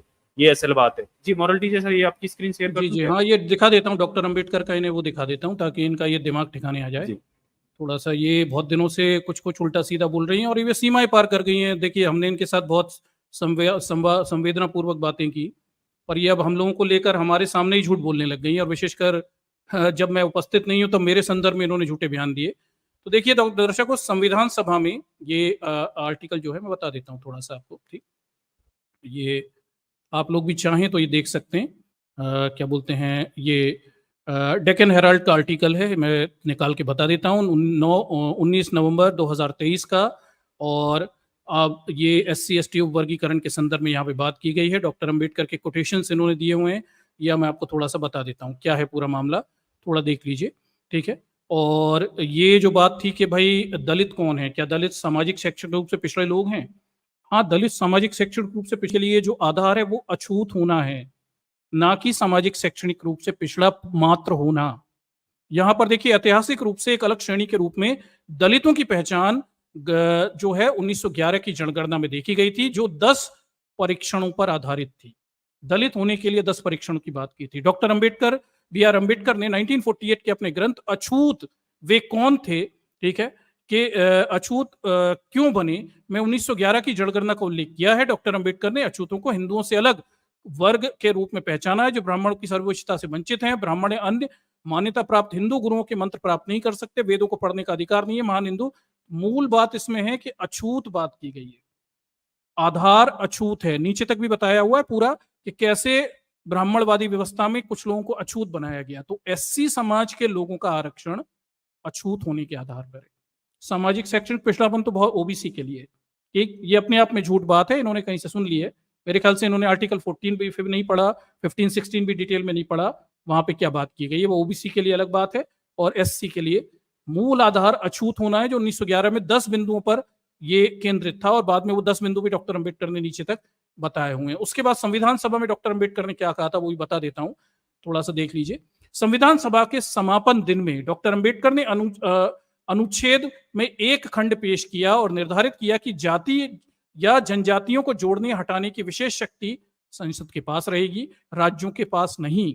17 नवंबर 1949 को डॉक्टर अंबेडकर ने संशोधन पेश किया और उल्लेख किया कि इसका उद्देश्य अनुसूचित जाति में गड़बड़ी के मामलों में किसी भी प्रकार की राजनीतिक कारकों को खत्म करना है। अछूत, अब अनुसूचित जातियां को उपवर्गीकरण करने का कोई प्रावधान ना तो संविधान सभा में था और ना ही संविधान में है। ये बात कहना कि आर्टिकल 341 में लिखा नहीं है तो अछूत क्या बोलते हैं SC समाज का उपवर्गीकरण हो सकता है, ये अपने आप में एक झूठी बात है। ये लोग ब्राह्मणी लोग उड़ा रहे हैं, ठीक। बाकायदा साफ बात है कि संविधान सभा में डॉक्टर अंबेडकर का भाषण है, इस आर्टिकल के संदर्भ में उन्होंने साफ कहा है कि वो पूरी शक्ति SC कैटेगरी में परिवर्तन करने की, कुछ भी करने की, वो केंद्र सरकार को, राष्ट्रपति को देते हैं, राज्यों को नहीं देते, क्योंकि राजनीतिक लाभ उठा सकते हैं, यहाँ पे बड़ी साफ बिती गड़बड़ी कर सकते हैं, ठीक। और पूरे संविधान सभा में भी और संविधान में भी कहीं पर भी उपवर्गीकरण की कोई बात और कोई प्रावधान नहीं है। आर्टिकल 341 में भी और पूरे संविधान में भी संविधान ये क्या बोलते हैं SC आरक्षण का, सब कैटेगराइजेशन का कोई प्रोविजन नहीं है। जो सुप्रीम कोर्ट कर रहा है, वहां बैठे ब्राह्मण कर रहे हैं, ये असंवैधानिक है, अनकॉन्स्टिट्यूशनल है। हाँ भाई आजाद भाई, अब इनकी जरा थोड़ा खोलिए, जरा इनसे कुछ और बातें करनी है। चलिए हाँ हाँ वही बताइए, अब हाँ बताइए अब कहाँ लिखा हुआ है हाँ संविधान में कि इसका उपवर्गीकरण किया जा सकता है, मुझे वो आर्टिकल बताइए। एक मिनट, मैंने पीछे से आपके पीछे से कोई झूठ नहीं बोला। मैंने बोला था आपने उसको असंवैधानिक बताया है, यही बात बोली है। मैंने उसको ऐसे नहीं असंवैधानिक कहा ही कि तो है, मोटल सर ने संवैधानिक बता दिया था। असंवैधानिक ही तो है, जो लिखा हाँ ही तो नहीं है वो आपने जो कहाँ। असंवैधानिक बताया यही चीज मैंने बोली थी, लेकिन मैंने बोला था कि मेरा आप विचार ऐसा है, तो मैं तो अपने पक्ष आपने क्या बोला था वो सुन रहा था रखूंगी मैं, ना। आपने क्या बोला था सुन रहा था, खैर मैं उस बहस में नहीं फंसूंगा। मूल बात हाँ, यह है कि और सुनो संविधान एक में एक मिनट, आरक्षण के ये जो उपवर्गीकरण का कोई प्रावधान न, नहीं है, ना पहले इसकी तो वो अनुमति दी गई है, संविधान सभा में ये बहस तक नहीं हुई। जो देखो सुप्रीम कोर्ट कर रहा है वो असंवैधानिक झूठ है। वाली जो बात है ना ठीक, कि झूठ बोल रही है, पीछे से वो आके छोड़ो, झूठ आप बोल मुझे रही है आपके मैंने। झूठ सच से कुछ लेना देना नहीं है, अब मुद्दे पे आते हैं अपन। अरे वाल्मीकि समाज के मेरी लोगों इमेज का खराब नहीं करने नहीं के लिए नहीं, वो वो मुझे विवेक मुझे कुमार है ना, तूतू वो मैमे में झूठ फंसना बोल ही रहा है नहीं है। कि सुनिए सुनिए सनातनी भारत चैनल जी, पे जाती है, मुझे 1 साल से देख रहा हूँ मैं। आपके तूतू मैमे से मुझे कोई मतलब नहीं है, वाउट अबाउटरी से आप ये जांचा करिए, मुझे आपके पॉइंट क्लियर करनी है, केवल पॉइंट पे बात होगी। अब आपने कहा कि वाल्मीकि समाज के लोगों का सरकारी नौकरियों में रिप्रेजेंटेशन नहीं है, क्यों यही बोला है आपने, सही मानती हैं हाँ कैसे? तो फिर ये बताइए कि जितने भी सरकारी कर्मचारी हैं, नगर पालिका, नगर निगम, सब जगह जितने सफाई कर्मचारी हैं वो कौन से समाज के हैं? वाल्मीकि। तो फिर तो वो तो वो काम के अलावा तो कोई काम नहीं है ना, क्योंकि वो तो कोई करना नहीं कितनी चाहता। कितनी तनख्वाह होती है वैसे बताएं, उसमें क्यों सफाई नहीं समाज कर्मचारी की जाते, सरकारी, केंद्र सरकार में सफाई कर्मचारियों की कितनी तनख्वाह होती है, थोड़ा बताएंगे, वो अंदाज मुझे है? नहीं पता। न्यूटन जी मोटा मोटा बता दीजिए, एक पक्के सरकारी कर्मचारी की, भले ही वो नाली साफ करता हो, गटर साफ करता हो, सफाई कर्मचारी हो, स्वीपर हो, हॉस्पिटल में काम करता हो, उसकी मिनिमम तनख्वाह कितनी होगी? तो उसमें थोड़ा वो मोटा चमार बताइए। क्यों नहीं चाहते जी जी, अरे आप उस जॉब अभी में? के हिसाब से जो 4th कैटेगरी में जो पेमेंट होती है स्टेट गवर्नमेंट में, जनरली वो लगभग 25,000 से 30,000 के बीच होती है। अगर हस्बैंड मतलब वाइफ रेट दोनों पे के हिसाब से झाड़ू उससे भी लगाते कम हैं, होती है। हाँ नहीं, हस्बैंड वाइफ दोनों झाड़ू लगाते हैं तो कितना करीब मिल जाएगा उन्हें? 40 से 50,000। 40 से 50,000। दर्शकों, जितने भी सफाई कर्मचारी हैं, विशेषकर उत्तर भारत में जितनी भी सरकारी इससे भी नौकरियां, कम ही मिलेगा, मैं मोटा मोटा बता रहा हूँ मैं। नहीं नहीं, उससे भी कम मिलेगा, मैं मानता हूँ 20,000 मिलेंगे, चलो जी जी, महीने के 20,000 तो नहीं, मिलेंगे। मॉरल टीचर सर मेरा एक दोस्त है, एक मिनट नहीं, उसको मैं 22,000 ही सुप्रीम 22,000 मिलते हैं, इतना सही है, हाँ, आपने सही बताया राउंड पे। वो मान रहा हूं मैं, और दोनों हस्बैंड वाइफ करेंगे तो 30-40 हजार रुपए उन्हें आराम जी से महीने के हाँ, मिल आराम जाएंगे। से। ये जो बिल्कुल। कहना कि वाल्मीकि समाज के लोगों का रिप्रेजेंटेशन कम है सरकारी नौकरियों में, ये अपने आप में झूठ बात है। सच ये है कि वाल्मीकि समाज का उच्च सरकारी नौकरियों में रिप्रेजेंटेशन कम है। सरकारी हाँ नौकरियों में तो 18% से ऊपर है, डेटा दिखा दूंगा। सफाई नहीं, कर्मचारी सही पूरे बोल रहे हो वाल्मीकि आप। समाज के लोग हैं और उन्हें अच्छी खासे पैसे मिल रहे हैं। चमार जूते सिल रहा है पर सड़क पे बैठ के, महीने के 200-500, दिन के 100-200 रुपए कमाता है, महीने के अरे तो 10,000 फिर वो रुपए भी सफाई कमाता है। कर्मचारी में भर सकता है ना, जो जूते क्यों सिल रहा है? सफाई हाँ हाँ कर्मचारी के लिए वो भी अप्लाई भारत कर जी सकता देखिए, है। अब आपके सही मुद्दे पे आ गई। तो फिर वाल्मीकि समाज के लोग भी 15% आरक्षण में पढ़ाई करके 40,000 की तनख्वाह लेके रिप्रेजेंटेशन ले सकते हैं, उन्हें अलग आरक्षण की क्या जरूरत है? वो ज्यादा पिछड़े हुए हैं, ज्यादा कहाँ शैक्षिक और पिछड़े हैं? सामाजिक रूप 40,000 से की ज्यादा तनख्वाह तो पिछड़े मिल हैं। रही, सरकारी नौकरियों में तो उनका पर्याप्त रिप्रेजेंटेशन है। क्या सरकारी नौकरी वो मजबूरी है, उनको देना पड़ता है, वो काम, उसके अलावा कोई लोग काम नहीं करते, भारत जी, इसलिए यहाँ उनको नौकरी रिप्रेजेंटेशन की देता है वो बात हो लोग। रही है, मजबूरी की बात नहीं हो रही, रिप्रेजेंटेशन की बात हो रही है। आरक्षण रिप्रेजेंटेशन पे मिल रहा है। तो उसमें फिर वो चमार का रिप्रेजेंटेशन तो गया बेचारे का, सफाई कर्मचारी के में उसका तो रिप्रेजेंटेशन हुआ ही नहीं। आप तो कह रही थी अभी वाल्मीकि समाज के लोग कम है सरकारी नौकरियों में, हाँ तो उस सफाई कर्मचारी में उनका रिप्रेजेंटेशन नहीं है ना, बाकी कैसी तो जातियों का, उन्हें उनको भी तो रिप्रेजेंटेशन तो पद है ना, चाहिए होंगे। उनके पास सरकारी नौकरी तो है। उन्हें 30-40 हजार रुपए, हस्बैंड वाइफ दोनों सफाई कर्मचारियों तो करीब 30-40 हजार रुपए महीने के मिल रहे हैं। तो ये वो जो नौकरी चमार कोई जो करना ही नहीं चाहता, सुनिए उसको सुनिए, ये तो जो वो चमार है कौन ना, करना चमार चाहेगा? जो है, सुनिए, ये चमार है ना जो जानवरों की खाल साफ कर रहा है, इसके पास सरकारी नौकरी भी नहीं है, और ये गांव देहातों में मरे हुए वो जानवरों की सफाई खाल साफ कर्मचारी करता की है, नौकरी ले सकता है? लाशें उठाता है, समझिए बात को, ये लाशें उठाता है, सफाई कर्मचारी की ये वो नाली लेना नहीं साफ चाहता, करता वो है, नौकरी कोई नहीं ये लेना चाहता, इसलिए वो जूते सिल रहा है। हाँ, तो ये यही तो मैं आपसे कह रहा हूं कि भाई आप क्यों वाल्मीकि समाज के लोग भी आरक्षण का उपवर्गीकरण मान रहे हैं? वो भी क्यों ना 40,000 की तनख्वाह लेके, 30,000 की तनख्वाह लेके कंपटीशन फाइट करें चमार के साथ? जो आप कह रही हैं वही मैं कह रहा हूं पलट के आपसे। ऊपर वाली नौकरियों के लायक नहीं है ना वो, बन ही नहीं ऊपर पाया, वाली वहां पे नौकरियों में तो कंपटीशन चमार ज्यादा कितने है। ऊपर वाली नौकरियों में, चलिए बता दीजिए, चमार कितने ऊपर वाली नौकरियों में, सर थोड़ा जनगणना डेटा नहीं बताइए। हुई है, आप मुझे जाति डेटा बताएं जनगणना कि होती तो चमार हम कितने बता ऊपर देते। वाली नौकरियों में। मुझे नहीं पता, पर लेकिन वाल्मीकि सिर्फ सफाई कर रहा है ये पता है। आप खुद बोलते हो नाली नहीं कौन नहीं, साफ करता है, अब नाली भारत कौन जी साफ करता है। समझिए, सारे दर्शकों, मुझे लगता है हमने सारे जवाब दे दिए। इन्हें समझ में नहीं आएगा, क्योंकि इनके दिमाग पे अभी ब्राह्मणवाद हावी है और ये वाल्मीकि समाज से हैं। तो इन्हें लग रहा है कि अगर आरक्षण मिल गया तो एक आध सरकारी नौकरी मिल जाएगी, हम कलेक्टर बन जाएंगे, जो कि होने वाला नहीं है। सिर्फ उल्लू बनाया जा रहा है, मिलने जुलने वाला कुछ नहीं है। ठीक, चलिए कोई परेशानी नहीं भारत, मुझे लगता है मैं आपके सारे जवाब दे चुका हूँ। नॉट फाउंड और सूटेबल में डालेंगे सर वो। हाँ, अब हमें जरूरत नहीं है, किसी वाल्मीकि समाज के लोगों को आरक्षण देके भी नॉट फाइंड सुटेबल कर देंगे। चमारों के साथ भी यही कर रहे हैं। वैसे एक बताइए, उच्च सरकारी नौकरियों में एससी समाज के लोगों का रिप्रेजेंटेशन कितना है? क्यों? बहुत कम होगा। कितना होगा बताएं तो सही मुझे। आप इतना शेयर आरोप कर लगा दूं दिया क्या सर आपने। इनके लिए डाटा? नहीं, मेरे आप पास है बता ना रहे थे डेटा, कि मैं बता जजों में देता हूँ। सिर्फ एक एससी का है। नहीं, मैं जजों की नहीं बात ही नहीं कर रहा ना, जज छोड़ दो, चलो वो तो आपके ब्राह्मण भाई मित्र हो गए जिनकी आजकल आप गानी गा रही हैं, वो छोड़ देते हैं अपन। सर अपन एक तो तो देखो, बात कर सबसे लेते पहली हैं। बात, नहीं, आप अपन अगर बात कर नहीं लेते हैं विपक्ष में कि बोलते ही डेटा आप पे बात ना कर लेते हैं कि मतलब कितना ब्राह्मण हो आंकड़ जाता है। है ये क्या? देखो मॉडल। नहीं, वो जिसने ब्राह्मणों के लंगोटे चाटना शुरू कर दी वो हमारे लिए हमारा भाई नहीं है, वो बेईमान है, वो तो ब्राह्मण आपको ब्राह्मणों के साथ आप में। ऐसे तो हम भी बोल सकते हैं, मतलब विपक्ष में बोलना ही लंगोट चाटना हो गया। नहीं नहीं, आप देखिए, आप तो क्या समस्या क्या है कि आपके पास डेटा नहीं है, आप विश्वमन कर रही हैं, आप झूठ बोल रही हैं, आप अपनी बात को सही सिद्ध करने के लिए कुतर्क कर रही हैं, जो लिखा नहीं है वो सब बातें करने की कोशिश कर रही हैं जो वहां पे है ही नहीं है। सीधी बात है, हमने सारी आपकी बातों के जवाब दिए, उसके बावजूद भी आप एक ही बात पे अड़ी हुई हैं कि भैया वाल्मीकि समाज के साथ ज्यादा छुआछूत होता है, चमार के साथ नहीं होता, जबकि अपने आप में झूठ बात है। चमार को भी उतना ही छुआछूत भेदभाव साफ करना पड़ता है जितना वाल्मीकि समाज की, जबकि चमारों की स्थिति ज्यादा खराब है, उनकी जनसंख्या ज्यादा है, कुछ ही लोग सरकारी नौकरियों तक पहुंच पाए हैं, बाकी जो चमार है उनकी हालत बहुत खराब है, बहुत बुरी स्थिति है। वाल्मीकि समाज के लोगों के पास तो चलो काम धंधा करना पड़ता है, सरकारी नौकरी के ऑप्शन तो होते हैं नगर पालिका में, बिगर पढ़े भी सरकारी नौकरी मिल जाती है जिसमें कर कुछ नहीं तो 10-10 20-20 हजार रुपए तनख्वाह मिनिमम नगर कुछ तो पालिका मिलता में है। सबके लिए ऑप्शन चमार है, के वो पास चाहे तो कोई चमार तो वो ऑप्शन भी ही जा नहीं सकते है, हैं। चमार के पास तो ऑप्शन ही नहीं है, उसे तो अभी भी वो चाहे तो मरे हुए जा नहीं जानवरों की सकता खाली नगर साफ पालिका करनी में। है। ठीक,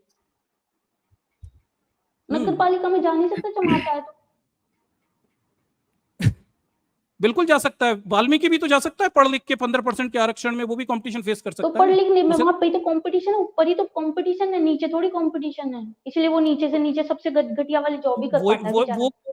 वो बात तो चमार के लिए भी लागू होती है ना, जो आप बात कह रही हैं कि चमार है कहाँ ऊपर की सरकारी नौकरियों में, आप थोड़ा डेटा तो बताइए। अरे पर मैंने आप तो कल देखो डेटा ना दिखाया, कि वाल्मीकि तो मैंने बेचारा तो इतना गरीब है कि वो कल डेटा नीचे वाली दिखाया जो था। चमार भी नहीं जाना चाहता, उसमें भी अरे चला जाना जाता है। वाना अरे चाहता तो वाली बात ही नहीं मैम है जी, ना। चमार क्या सब कहीं जा नहीं बिना रही। पढ़े पहुंच जाता वहां?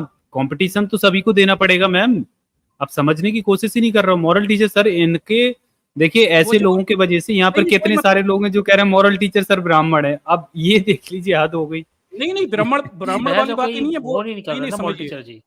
नहीं न्यूटन जी सुन लीजिए, मैं शूद्र समाज से हूँ, मैंने मेरी पिछली पीढ़ी ने आरक्षण लिया, मैं आरक्षण नहीं लिया, 1 रुपया आरक्षण का नहीं खाया मैंने आज तक, ना मेरे बच्चे आरक्षण ले रहे हैं। ठीक है, इसलिए मेरे कोई लाभ नहीं है आरक्षण किसे मिले या किसे ना मिले। पहले बता देता हूं, मैं निजी काम करता हूं और मेरे बच्चे भी पढ़ लिख कर विदेश जा रहे हैं, जाएंगे, मुझे इस आरक्षण के चक्कर में नहीं फंसना। मैं तो ये तुम्हारे लिए बात कर रहा हूं, और जब तुम वाल्मीकि बन के मुझसे बात करोगे तो मैं चमार बन के खड़ा हो जाऊंगा, जब तुम चमार बन के बात करोगे तो मैं वाल्मीकि बन के खड़ा हो जाऊंगा। तुम जो रहोगे तुम्हारा आईना दिखाऊंगा, मैं तुम्हारी सूरत दिखाऊंगा कि तुम्हारा समाज कितना गंदा है। मेरी जात वर्ण क्या है वो तो किसी को नहीं पता। ठीक है, और ये बता देता हूं कि मैं आरक्षण मैंने नहीं लिया, 1 रुपए का आरक्षण नहीं खाया, मैं सरकारी प्राइवेट स्कूल से पढ़ा हूं, मेरे बाप ने पैसे भरे हुए हैं, भले ही मैं शूद्र समाज से हूं, और मेरे बच्चों के भी मैं पूरी फीस भरता हूं, और वो भी आरक्षण नहीं लेते और ना लेंगे, उन्हें सरकारी नौकरी में जाना ही नहीं। इसलिए ये सर ऐसे कहना कि बहुत से हैं कौन सर। ब्राह्मण है कौन ब्राह्मण नहीं है, फर्जीवाड़े की बातें मुझसे मत करिए भाई। तुम अगर आप ही वाल्मीकि कर रहे हो बनोगे तो मैं मेरे को, चमार हूँ। ब्राह्मण ठीक, है और और तुम ये अगर चमार जातियां बनोगे तो मैं हैं। वाल्मीकि खड़ा हुआ हूँ। मैं ही हूँ जो यहाँ के बताता हूँ कि यहाँ इस देश के वाल्मीकि समाज के लोगों के साथ तुम भेदभाव करते हो, तुम भंगियों के साथ भेदभाव करते हो। सबसे ज्यादा मैंने ये बात रखी है यहाँ पे, उनका पक्ष सबसे ज्यादा मैंने लिया हुआ है। तो पर ये जो उनके बातें कर सुधार रहे के हो ना, लिए इन तो बातों का आप कुछ नहीं पिछड़ लिखा गए। हुआ है, और जात वर्ण की बात ही नहीं है। तुम यहाँ पे वाल्मीकि बन के चमारों के साथ भेदभाव की बात करोगी तो मैं चमार हूँ, और तुम अगर वाल्मीकि बन के चमारों के आकर कोई बोलेगा कि भाई वाल्मीकि खराब है, तो फिर वाल्मीकि हूँ। भाई तुम जो, मैं बस आईना दिखाने बैठा हूं, बस तुम्हारे गंदे समाज का, तुम्हारी गंदी नीयत का, तुम्हारी बेईमानी का आईना दिखाने बैठा हूं। बाकी आरक्षण क्यों खराब है वो तो मैंने कल की स्ट्रीम में डिटेल में बताया हुआ है कि उपवर्गीकरण एक अनसाइंटिफिक बात है, टोटली अनसाइंटिफिक बात है। क्योंकि आप जब क्लासिफिकेशन करने बैठेंगे तो एक जात वो अपने आप में कई जातों में बटी होती है। ये वाल्मीकि समाज की बात कर रही है, मैं भंगियों की 50 जातें बता दूंगा कि वाल्मीकि कैसे भंगियों की बाकी जातों का आरक्षण खा के बैठ रहे हैं, मैं ये भी बता दूंगा इन्हें। ठीक, तो ये अपने आप में वाल्मीकि लोग खुद भी अपने ही भंगी समाज की कई उपजातियों का आरक्षण खा के बैठे हुए हैं, तो फिर उन्हें भी आरक्षण नहीं मिलना सही चाहिए। कह रहे हैं। बाकी जो वाल्मीकि समाज में नीचे हैं उन्हें आरक्षण मिलना चाहिए। मैं डेटा और दिखा देता हूँ आजाद, 1 मिनट लगेगा बस, इसमें यहीं पे आ गया। ठीक, इन्हें ठीक थोड़ा है, ठीक बता है देता सर, हूँ कि शेयर कितने कीजिए। चमारों ने कितनी नौकरियां खा ली हैं, ये मैं थोड़ा बता देता हूँ उन्हें, इनका, ताकि ये दिमाग ठिकाना आ जाए। ये बहुत ज्यादा, ये देख लीजिए न्यूटन जी, ये थोड़ा देख रहे हैं, भंगी, मैतर, ओलगान, रकी, मलकान, हलालखोर, दिख नहीं रहा लाल है सर बेगी, आपको वो वाल्मीकि, कोरा, शो? जल्लादी, हेला। अब ये देखिए वाल्मीकि समाज के लोगों ने हाँ, कितने हाँ। लोगों का आरक्षण खा के रखा हुआ है, मैतरों का, रक्की का, मलकान का, हलालखोर का, लाल बेगी का, कुरार का, जल्लादी का, हेली का। ये खुद ही अपने आप में आरक्षण खा के बैठे हुए हैं ना। सही बात है। तो यही ये जो सवाल तो बात है मैंने ना, किया था शुरू में ये भारत जी पिछड़े से। हो गए, वो पिछड़े हो गए। अरे भैया चमारों की भी बात करिए तो चमारों में कितनी जातियां देखिए, भाभी, भंगी, असद, असोट, चमरिया, चमार, चमरिया, भंगी, चमर, इतनी जातियां हैं।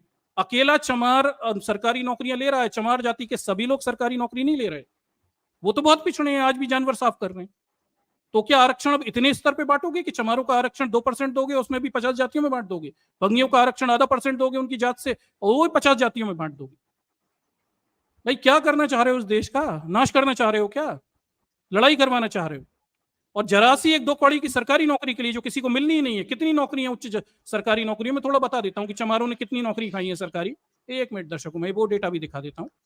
कल भी मैंने दिखाया था कि ये जो लड़ाई लड़ एनएसएस रही के है, लिए क्यों नहीं लड़ रही ये लोग? थोड़ा हम डेटा देख लेते हैं, वो डेटा भी जानना जरूरी है ना। 1 मिनट आजाद जी, बस 1 मिनट डेटा बता देता हूँ, ठीक? हाँ, हाँ, हाँ दिखाइए, सर, दिखाइए बिल्कुल, सर, दिखाइए। चलिए दिखाइए। दोस्तों आप लोग चैट में पंक्चुएशन का ध्यान कीजिए, जी, ये चैट में अच्छी लिख बात रहे थे है। उनका जिसके जी। मन की बात मत करो तो ब्राह्मण हो जाओ, क्यों? ये बहुत बढ़िया बात है, ठीक? मतलब यहाँ जीवन के निजी पलों को छोड़ के घंटों बैठ के बहुजन समाज के लिए काम कर रहे हैं, और जरा किसी के जात के विरुद्ध बात कह दी तो आप ब्राह्मण हो जाते हो। देखिए दर्शकों, ये द प्रिंट है, ये द प्रिंट जो है, ये एक आर्टिकल छाप रहा है और ये हमें बता रहा है कि सदन की समिति, शीर्ष समिति ने सरकारी पदों पर SC ST का कम प्रतिनिधित्व बताया। 22% आरक्षण के मुकाबले मात्र 4.8% आरक्षण मिल रहा है। अपर शेयर कर दीजिए पोस्ट, मॉडल सर। अच्छा 1 मिनट, शेयर नहीं हुई अभी, शेयर शेयर नहीं किया शेयर नहीं आपने। हुआ है सर। हाँ, हाँ।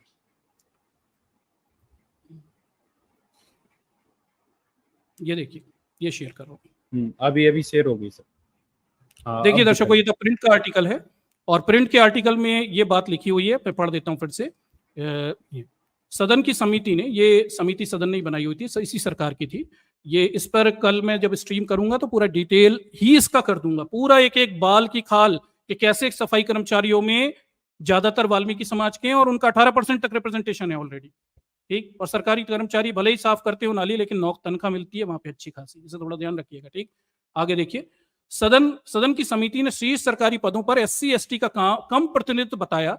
22% होना चाहिए था इन्हें, टोटल मिलाकर 22.5%, आरक्षण के मुकाबले मात्र 4.8% है।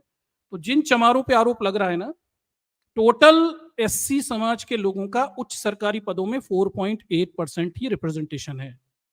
जो भी और सरकारी उसमें सभी आ नौकरियों जाते हैं में, सर। हाँ उसमें सभी आ जाते हैं, केवल चमार नहीं आते, बाकी सब आ जाते हैं, ठीक? हाँ, सब आ और जाते हैं। ज्यादा, उसमें हाँ, भंगी और जाति के ज्यादातर, लोग भी आ जाते हैं। हाँ भंगी लोग भी आ जाते हैं ना, सब लोग शामिल है उसमें। Total 4.8%, yes. मतलब 100 में से 4.5 नौकरियां हैं टोटल SC समाज पे, जिनका 15% और 7.5%, टोटल 22% नौकरी होनी थी, लेकिन है 4.8% नौकरियां। अब इसमें भी देखिए कि ये डेटा कलम में डिटेल बताऊंगा, तो आप देखिएगा कि सफाई कर्मचारी जितने भी हैं वो सारे SC समाज के लोग हैं, सारे सफाई कर्मचारी, और वहां पे 18% पहुंच जाता है रिप्रेजेंटेशन। ये स्थिति है। तो एक बात ये समझिए कि जब आप सरकारी नौकरियों में डेटा निकालोगे ना, कल जातिगत जनगणना होगी कि किसका कितना रिप्रेजेंटेशन है, तो वो ये नहीं कहेंगे कि उच्च सरकारी नौकरियों में आपका कम है इसलिए हम आपको आरक्षण दे रहे हैं। वो टोटल बताएंगे कि टोटल सरकारी नौकरियों में वाल्मीकि समाज के लोगों का, भंगियों का 18% के करीब इतना रिप्रेजेंटेशन हो रहा है, सारे सफाई कर्मचारी हटाओ इन्हें, जरूरत नहीं है। तो ये जो भारत मैडम है ना, ये आज जितना गाना गा रही हैं कि वाल्मीकि समाज, भंगी के लोगों को अतिरिक्त आरक्षण मिल जाए, जिस दिन जातिगत जनगणना होगी उस दिन पता चलेगा सारे सफाई कर्मचारी सरकारी नौकरियों में, नगर पालिका, नगर निगम, सब जगह वो सारे वाल्मीकि समाज के, भंगी समाज के लोग। तो जब बटेगा ना आरक्षण, तो सबसे पहले उन्हें ही बाहर किया जाएगा, क्योंकि उनके पास सरकारी नौकरी है, और दूसरों को दिया जाएगा।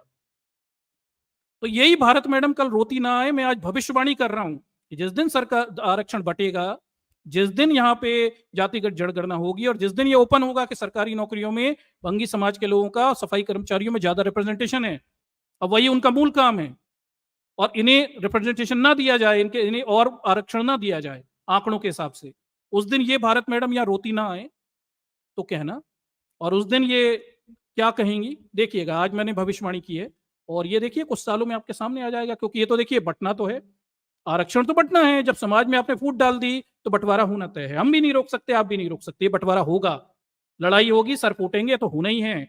जब लोग बेईमान हो जाएं और एक सरकारी नौकरी के लिए सही गलत देखना बंद कर दें, जो कि मिलने वाली नहीं है, तो समाज बंटने वाला है। तो मैं मान के चल रहा हूं कि आरक्षण का बंटवारा होने वाला है।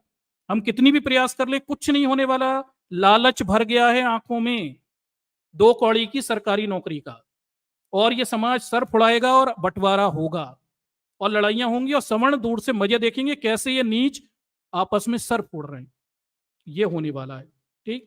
तो ये तो होने वाला है। मैं मान के चल रहा हूं कि मैं इतनी स्ट्रीम कर रहा हूं, 5-5 घंटे पूरे लगा रहा हूं, सब कर रहा हूं, उसके बावजूद भी मैं ये कह रहा हूं कि ये बंटवारा होके रहेगा, क्योंकि बहुजन समाज छोटे मोटे लालचों के चक्कर में ये भूल गया कि आप सवर्णों से तभी लड़ सकते हो जब आप संगठित रहोगे, तभी लड़ सकते हो। किसी वाल्मीकि समाज की लड़की का हाथरस में बलात्कार होगा तो कोई चमार चंद्रशेखर रावण जाकर आवाज उठाएगा कि ये गलत हो गया, क्योंकि वो शक्तिशाली स्थिति में था। और बट जाओगे तो तुम्हारे ना चमार समाज के नेता, ना उनकी कोई सुन रहा है, और ना तुम्हारे वाल्मीकि समाज के ना नेता, ना कोई उनकी सुन रहा है, और ना तुम 1%, 2%, 1.5% की जनसंख्या है तुम्हारी। अरे तुम्हें तो उचका के फेंक देंगे यार, वो सुनेंगे कहां तुम्हें। अभी नहीं सुना जब उन्होंने खुलेआम तेल डाल के रात में आग लगा दी थी, तो कल कैसे सुनेंगे जब बट जाओगे तो। चलिए कल बात करेंगे इस पे, मैं डिटेल बात करूंगा कल। जी न्यूटन जी आगे लीजिए। चलो सर, अब हाँ, बहुत हो बढ़िया गया, सर, इनसे बहुत हटाते हैं, बढ़िया, सही क्योंकि बात इनके है। अब क्या ही मतलब इनसे ज्यादा बहस करने का, समझदार ही नहीं नहीं नहीं, है वो वो। अच्छी बात है ना, आजादी बहस होनी चाहिए ना भाई। बहुत नहीं, सारे लोग हैं बहस तो जिन्हें लग रहा जरूरी है थी। गलत बात कह रहे हैं भाई, बहुत सारे लोग हैं। असलियत में दर्शकों मैं ही नहीं कह रहा, दिलीप मंडल से लेके प्रोफेसर रतनलाल तक वो सब वही कह रहे हैं जो मैं कह रहा हूं।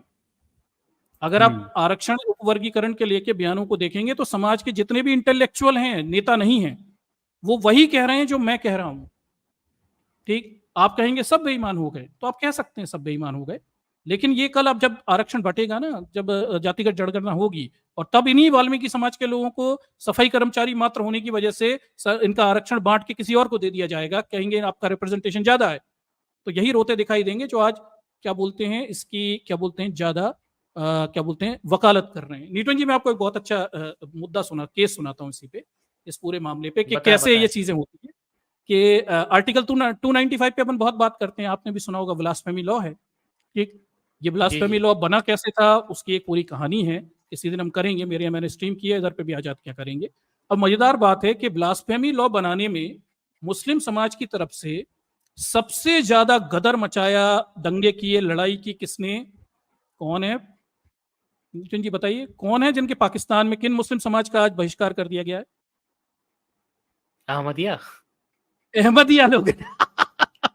Oh my God. 295 बनवाने में सबसे अरे ज्यादा लड़ाई बाप इस रे। देश में अहमदिया मुसलमानों ने लड़ी, और अड़ गए, दंगे कर दिए, सब कर दिए, और उनके तमाम सारे लोग आ गए सड़कों पे, नहीं 295 और गुस्ताखे रसूल नहीं हो सकता, और अंग्रेजों पे दबाव बन गया 295। और जब पाकिस्तान बना तो उसी 295 में लिख दिया कि अहमदिया अगर कुरान भी पढ़ ले, अल्लाह का नाम भी ले ले, ठोक दो सालों को, उठा के जेल में बंद कर दो। सबसे ज्यादा ओ हो। 295 भाई पाकिस्तान में अहमदियों पे लगता है, और उनकी स्थिति ये है कि रोते नहीं फिरते उस 295 के नाम पे, उनके पिछवाड़े में घुसेड़ दिया 295 इन्हीं मुसलमानों ने। जाकर पाकिस्तान में पढ़ उनको तो लीजिए, नहीं तो मेरी मुसलमान स्ट्रीम मानते ही नहीं है ना पॉलिटिशियन जी पाकिस्तान ये में। मैं आपको बता रहा हूँ कि ये है इतिहास, ऐसी चीजें होती हैं कि ये अहमदिया मरे जा रहे थे 295 बनवाने, आज रोते फिरते हैं 295 के नाम पे, किसी भी अहमदिया को उठा के डाल देते हैं जेल में। मरो सा, लिखा हुआ है बाकायदा 295 में पाकिस्तान में कि अहमदियों के कोई अधिकार नहीं है सामान्य मुसलमानों के बराबर। उसी 295 में मतलब जो अपने इन्होंने लिए लिखा है। कब्र खोद ली सर। अपने लिए खोद के बैठ गए कब्र, पैर पे हाँ, कुल्हाड़ी तो मैं मार ये दी। कहता हूँ बिल्कुल आजाद भाई, जब समाज के चिंतक विचारक लोग आपसे कोई बात कहें, जिन्हें ज्यादा अनुभव है, जो ज्यादा पढ़े लिखे हैं, जो ज्यादा गहराई तक चीजें समझ सकते हैं, तो मान लिया करिए। और कम से कम ब्राह्मणों बिल्कुल। की बातें तो मत मानो यार, मतलब आपके लिए वो 5 ब्राह्मण सगे हो गए जो 2 कौड़ी की आपको नौकरी देने का लालच दे रहे हैं। और नौकरियां मात्र 4% मिलती हैं ऊपर। और हम लोग जहाँ यहाँ बैठ के अपना जीवन खराब कर रहे हैं यार, अपने प्राइवेट लाइफ। न्यूटन जी की नई नई शादी हुई है यार, ये अपनी शादीशुदा जिंदगी छोड़ के आप लोगों के यहाँ 5 घंटे बैठे रहते हैं। बताओ जरा, ये क्यों? इतनी जरूरत क्या है? अब मेरी तो चलो पुरानी शादी हो गई, समझ में आया कि चलो ठीक है, अब तो उम्र हो गया, सब कई साल बीत गए। पर न्यूटन जी को देख लो, आजाद भाई को देख लो, इनकी तो हुई नहीं है। ये समय इनका रहता कहीं करते अपना कुछ जुगाड़ तुगाड़ शादी विवाह का, ये बैठे हुए यहाँ पे, मैं बैठा हूँ। अमित भाई को देख लीजिए, अमित भाई को तो कुछ लेना ही देने नहीं है, मतलब उनका तो कुछ मुद्दा ही नहीं है, तो भी वो 5-5 घंटे खराब कर रहे हैं यार। तो मतलब कुछ तो समझो यार। हम यहाँ पे अपने जीवन के बड़े कीमती महत्वपूर्ण समय, जिसपे हम मजे उठा सकते थे, अपने परिवार के साथ घूम सकते थे, आनंद उठा सकते थे, वो सब छोड़ के यहाँ रातों रातों में समाज के लिए, केवल समाज के लिए काम कर रहे हैं। तो हम कुछ सोच समझ के ये बातें कह रहे हैं। उसके बाद मैं लॉजिक भी बता रहा हूँ, तर्क भी बता रहा हूँ, डिटेल स्ट्रीम कर रहा हूँ। और ऐसा नहीं, मैंने 15 घंटे की 3 स्ट्रीम कर डाली और कल करूंगा 5, 20 घंटे बोल चुका हूँ आरक्षण के वर्गीकरण पे। और जो मैं कह रहा हूँ वही रतन लाल कह रहे हैं, वही दिलीप मंडल कह रहे हैं, सब वही बात कह रहे हैं। फिर भी आप समाज के चिंतकों को, विचारकों को ही बुरा मान रहे हो और ब्राह्मणों के जजों का भरोसा कर रहे हो, बहुत अच्छे हो गए। वाह यार, मतलब किसी ने 2 टुकड़े डाले तो वो अच्छी बात हो गया, समाज के लोग जो काम कर रहे हैं वो बुरे हो गए। और फिर कल कुछ होगा तो कहोगे कोई बोलता नहीं है समाज की तरफ से। तो भाई एकता पे ध्यान दो, यूनिटी ज्यादा बड़ी चीज है। नौकरियां सरकार में है ही नहीं, उनके लिए लड़ने मरने से कुछ फायदा नहीं है, ठीक है। और समाज के 0.1% लोगों को सरकारी नौकरी में मिल जाए, उससे समाज का कुछ बदलाव नहीं होता, ठीक है। इसलिए हमें आरक्षण जैसे तुच्छ मुद्दों पे आपस में नहीं लड़ना चाहिए। कुछ नहीं होने वाला। आप कितने आप में से लोग सरकारी नौकरी करोगे? मैं नहीं करता, ना मेरे बच्चे करेंगे, आगे भी लोग ज्यादा इसमें नहीं जाने वाले। उसके लिए इतना सर फुड़ाना, लड़ना कोई फायदे का नहीं। यूनिटी पे ध्यान दोगे, एकता रहेगी तो हम आगे ब्राह्मणवाद से लड़ पाएंगे।